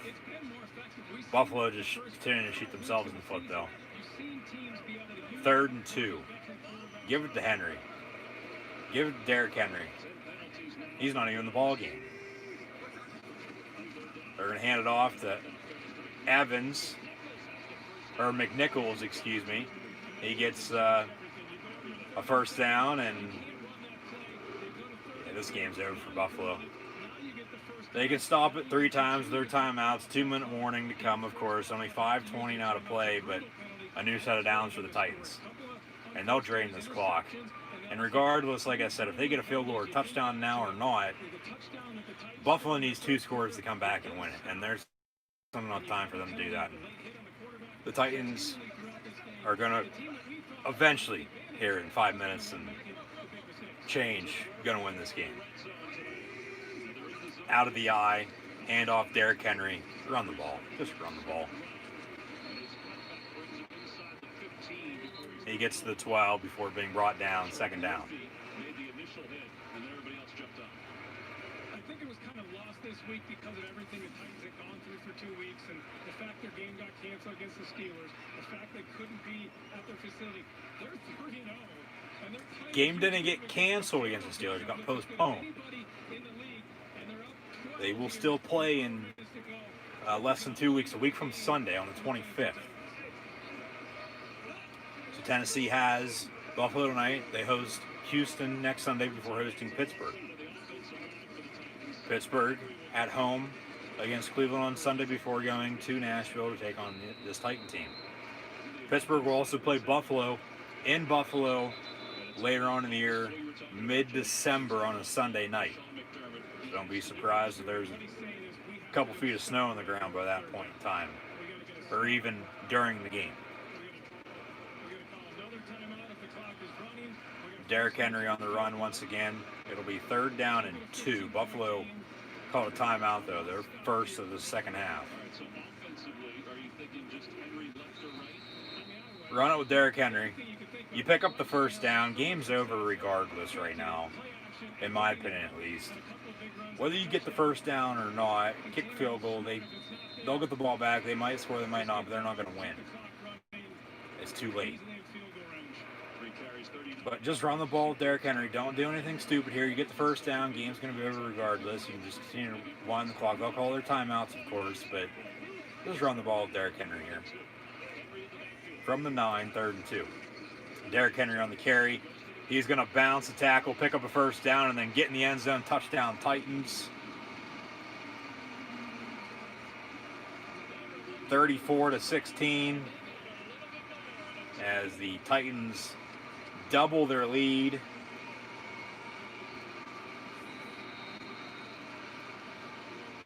And Tennessee, honestly, yeah, that bye week did help them out, but with all the COVID pauses that they had that affected the rest of the league,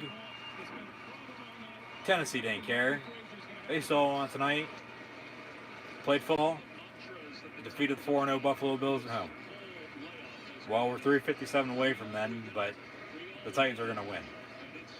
And the Bills, from now until the next time they play, with these two teams meeting up, of course, whether it be next year in Buffalo or next year in Tennessee, hell, maybe even in the playoffs. The Bills, they'll remember what the Titans did to them tonight on Tuesday, October the 13th, on the second ever NFL Tuesday night football game in history.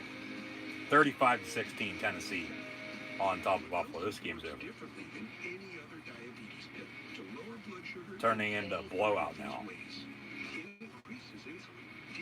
It's not like Buffalo, you know, hasn't been able to throw the ball or convert on third down or have had, you know, time possession in their favor.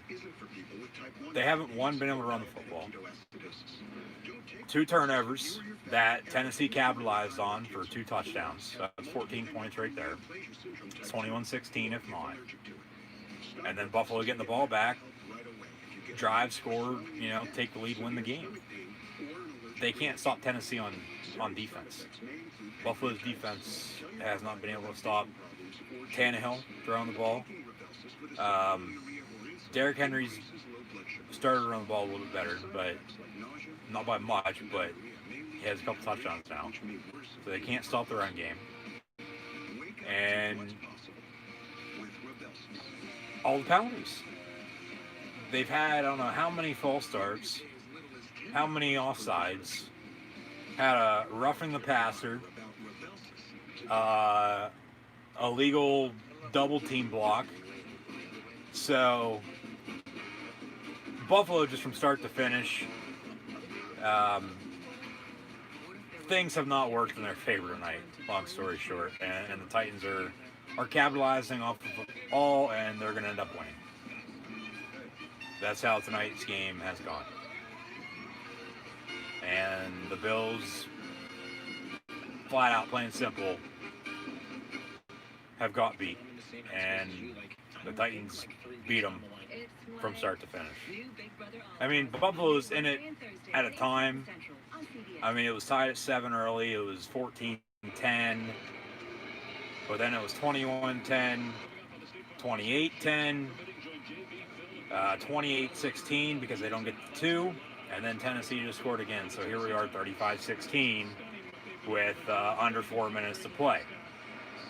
Buffalo getting the ball back with 2 timeouts. If they score, they score. Okay, onside kick, get it, score again. Okay, which I doubt that'll happen. You don't really see that a whole lot anymore. And now we got a fumble. Titans recover, and yeah, that shows you exactly how tonight has gone for the Buffalo Bills. A fumble on the kickoff return. Was he down by any means? I don't know. We'll have to see a replay. They've been using the sky cam a lot, and it was a weird angle. Didn't get a good look at it.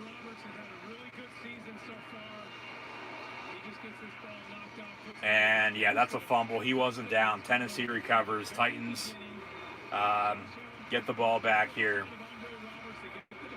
And all they do once again is run the ball with Derrick Henry.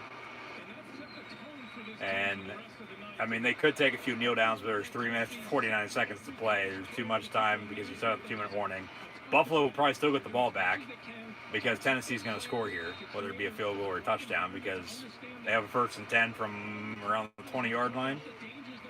Ball at the 18 after the fumble. So Tennessee's had now, I believe, 3 or 4 drives start inside the 25-yard line with very, very good field position. And no wonder they've been able to capitalize off turnovers and score quick. So McNichols on the carry, a few yards for him, 2nd down. He got out of bounds, so the clock's going to stop, but Tennessee's up 35-16. So yeah, that fumble, that just shows you the night Buffalo is having right now. But it is 2022, and of course, You know, all these undefeated teams are eventually going to lose. Nobody's probably going to go undefeated this year. But that's why I play the games, of course. Everybody's going to stumble eventually. Everybody's going to win some. Everybody's going to lose some. So it's just how it goes. Another run up the gut to the 10-yard line will be 3rd and 2. Buffalo not calling their timeouts. Okay, now they just did. Called their second timeout. 3rd and 3 officially for Tennessee. But they obviously are looking out for him a little bit tonight because he's not run the ball as often as he usually does. That's partly because of the layoff that the Titans have had, I think. I think they're giving him a breather. And it's not like Buffalo was playing on a short week by any means. I get on the road, okay, but it's not like teams have lost on a normal schedule, you know, on the road before. Everybody has. But they did have an extra day rest playing on a Tuesday night. So that, you know, could play in it too, but Tennessee's been off for 16 days and they go out and just beat you senseless, especially in the second half at least. 14-6 here in the second half. 35-16 overall, Tennessee leading. About a 2-yard pickup on 3rd and 3, so 4th and a yard. Buffalo going to call their 3rd and final timeout. So with 3.5 to play, Gostkowski on for a field goal to make it 38-16. Buffalo's going to need 1, 2, 3 touchdowns and a few 2-point attempts to even get in range to tie this sucker up or take the lead. There's no way in hell they do that and come back and win this. Tennessee's going to win. It's going to be garbage time in the stat category for the Buffalo Bills once they get back out on offense. 4th and 1, they're going to go for it. They're going to try to draw them off at least. Tennessee going for it. Quarterback sneak, Ryan Tannehill, he gets the first down. And Buffalo can't stop the clock now. 1st and goal. Tennessee can take this down. They'll have to run a play or two before the 2-minute warning. So they'll have a 3rd and goal probably at 2 minutes. And then Buffalo's still going to get the ball back. Because even if they score or kick a field goal, it's goal to go now. Now, it's not like they can't pick up another first down and close it out because we're on the outside of 2 minutes. Buffalo's still going to get the ball back here. Whether they score or kick a field goal here. Or maybe even a turnover, but I highly doubt that. Derrick Henry on the run. No gain on the play. So 2nd and goal. They'll have to snap it again before the 2-minute mark, so they'll have a 3rd and goal at 2 minutes. And then they'll probably just run it again. And it's not like you can run around in the backfield for a minute and a half and, you know, run the clock out. Now, if there's 5 seconds, yeah, you could do that, but Buffalo's going to get the ball back here. They've been disadvantaged. They missed 2 weeks of practice. They weren't in their facility. They lost their bye. They certainly have negative implications from everything they've gone through, but it certainly didn't show here on this field today. 2nd and goal. Tannehill going to fake the give. Quarterback keeper, and then he throws it past the line of scrimmage. It's a touchdown pass to Jonnu Smith. But that should be a penalty. There is no penalty flag. He was past the line of scrimmage by a few yards before he threw the ball. That's an illegal forward pass. But there's no flag. These refs do not care anymore. But it's a touchdown for the Titans. He was like 3 yards past the line of scrimmage before he threw it. And it's going to stand as a touchdown. Now, they could review it because it is a touchdown and say, hey, this is a penalty, but you can't challenge a penalty. So it's going to stand as called. It's a touchdown Titans. The refs completely missed that one. It is under review. I mean, they could change this. They should, because that's clearly a penalty. You cannot throw the ball 3 yards beyond the line of scrimmage and score a touchdown. Any other time, if this was a close game, that would have been called. It's not It's an illegal forward pass. He had two guys wide open that he could have thrown to, too. I don't get why, one, he didn't tuck it and run, because he did, but then he got rid of it because he was wide open. And then they don't throw the flag. But I don't get why he didn't stay beyond the line of scrimmage to throw to his two wide open receivers that he had. But, you know, in the process of doing so, in real time, yeah, he probably wasn't thinking of doing that. Way beyond the line of scrimmage. No, that's a illegal forward pass. They'll have it stand as called because they're not going to get undisputed video evidence to overturn that, even though, of course, there is. You know, it's really close, and Jay has really surrounded this and nailed every aspect of it. I think, if anything, you've got to look at Tannehill's right foot, which is the last body part to be down before he releases the ball. We'll see what they call. It's a touchdown right now on the field, and it's turned into a blowout. It was 21-10 at halftime. 28-10, 28-16. Now it's 41-16. So the Titans just pulling away with the win. There wasn't enough to overturn it, so it'll probably stand. Appreciate it, Gino. Miss you, buddy. And I think if you also watch too, Jay, if you look, you see the officials go to the goal line by mechanic on a play like that, so you don't have an official on the line of scrimmage staring straight down at that. Stands as called, touchdown Titans. Not enough to overturn, and Ryan Tannehill going to end with another passing, going to add to his passing touchdowns tonight. Has 3, and then also 1 on the ground. Yeah, Tannehill's played extremely well tonight. He has. And the South is Tennessee and Indianapolis's to lose, with Houston starting out on 4, firing O'Brien, winning on Sunday against the Jags, who are pathetic as well. So, the Tennessee and Indy, it's going to come down to them for the AFC South, and the other team will probably still make the playoffs as a wild card. Verizon 5G ultra wideband. You want me to turn around? This is a game changer. 5G just got real, man. Remember when the song in the summer took the whole summer to download? One time I waited 51 minutes for Janelle Monáe's dirty computer to download. That's longer than the whole album. But these G's don't blink. iPhone and Verizon ain't playing around. Remember when you tried to watch Bigger and Blacker, and by the time it downloaded, I was older and thinner? Now, done. Remember when you could only watch the NFL on TV? Remember when you didn't have 5 different camera angles and replays?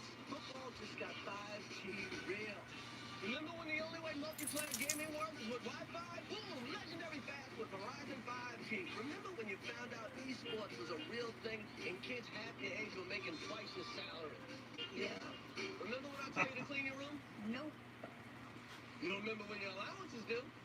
You never forget that. iPhone and Verizon 5G. This is going to change everything. 5G just got real. 5G ultra wideband. Now in more cities. Don't be afraid. This Halloween will be just like last. We'll buy tons of Reese's Cups for the youngins. And eat them all ourselves. Reese's. Hi, Susan. Honey. Yeah. I respect that, but that cough looks pretty bad. Try this new Robitussin Honey Severe. The real honey you love. Yeah, like I'm gonna. Relief you need. Mind if I root through your trash? New Robitussin Honey Severe. Strong relief for your severe symptoms. The $1 million race around the world begins in just one day. Amazing! The new season of The Amazing Race, Wednesday at 9/8 Central on CBS. Tonight on CBS, an all-new episode of the FBI Declassified. Then, your late local news.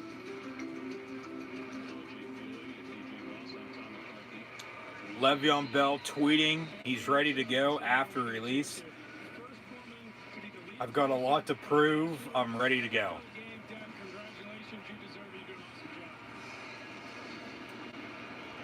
We'll see where Le'Veon Bell ends up. 2-minute warning, 42-16, Titans on top of the Bills. Good return for Buffalo. The 1st and 10 from around the 30-yard line. And Josh Allen going to be done for the night now. Here comes Matt Barkley out of USC. He's bounced around the league. Been in Buffalo, though, for the past few years. Going to take over for Josh Allen, and the Bills just didn't have what they have already had so far this season tonight. And that was a game from start to finish that ended in a victory. And Clowney almost had an INT, almost had a pick six. Matt Barkley running a screen near side. I don't get why they're just not running the ball. Ball falls incomplete, so clock's going to stop. Just run the ball. Clowney almost had it, and he could have walked into the end zone, and it would have been, 49-16 then? With more than half of their points then being added to the scoreboard in the second half in this blowout rout against Buffalo now. Handoff from Barkley, 4 yards on the pickup, 3rd down. So hell, Tennessee might even get the ball back now. It's just bad play calling.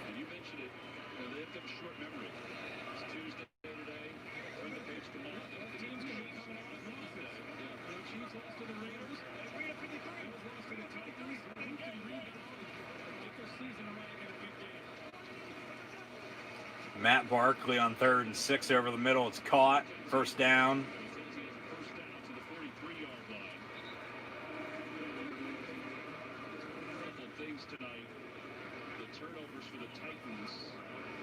I've seen Matt Barkley in an NFL game at quarterback in forever. He was all right at USC. He came in after Matt Leinart and John David Booty. And he's played for the Eagles, I believe the Cardinals as well, if I'm not mistaken. He's been in Buffalo, though, as mentioned, for the past few years. It's not that bad of a quarterback, but he's a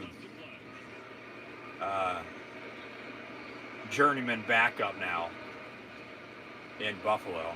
Good run there. That's arguably their best play of the ball game, running the football.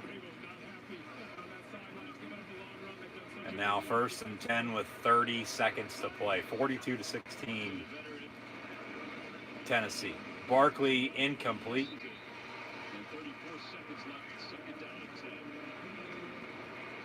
Second down.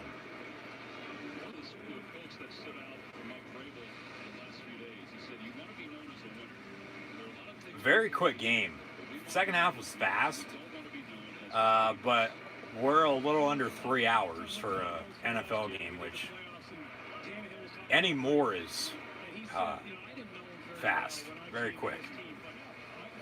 You're normally looking at a 3-hour, 15, 3.5-hour game, anywhere in there, if not longer, of course. But now 2nd and 10 from the 22. Barkley over the middle, caught. Pick up a 3 yards. And we'll see if they get it off again, but clock winding down. It's 3rd down and 8 from the 20. This will be the final play of the ball game here, it looks like. Matt Barkley over the middle. It's caught. If you get up there and spike it, you can get another play off, but clock's going to expire on him in the meantime, and that'll do it. And the second ever NFL Tuesday night game, the Tennessee Titans defeat the Buffalo Bills 42-16. Tennessee's 4-0 or 4-1. Or yeah, 4-0 because they were off last week. That's right, because of the postponement. Tennessee 4-0 for the first time since 2008. Buffalo now at 4-1 with the loss, 42-16. Tennessee winners over the Buffalo Bills. No NFL Thursday night football this week now, as Chiefs, Bills, as both teams are coming off losses now. Kansas City lost to the Vegas Raiders. Buffalo losing to Tennessee tonight. They're originally supposed to play Thursday night. That game moved to next Monday at 5 p.m. Eastern Time. I'll have live reactions play next Monday of NFL football, the Monday night doubleheader once again with Kansas City and Buffalo, along with Arizona and Dallas with WWE Monday Night Raw. But no NFL Thursday night football now this week with all the scheduling changes. You can catch me, though, live right here on YouTube tomorrow night, AEW Anniversary with WWE NXT, along with next Sunday, Cleveland Browns, Pittsburgh Steelers, before that NFL Monday night double header with Chiefs, Bills, Cardinals, Cowboys, and WWE Monday Night Raw. Thank you for tuning in and watching this evening. Be sure to like, follow, and subscribe on social media. Links in the description below. As always, the Tennessee Titans defeat the Buffalo Bills by a final score of 42-16. Hopefully, we'll tune back in tomorrow night for more live reactions, play live right here on YouTube. AEW Dynamite, 1-year anniversary show with WWE NXT. Thanks for watching. The Titans are 4-0 for the first time since 2008. 42-16 winners tonight on NFL Tuesday Night Football over the Buffalo Bills.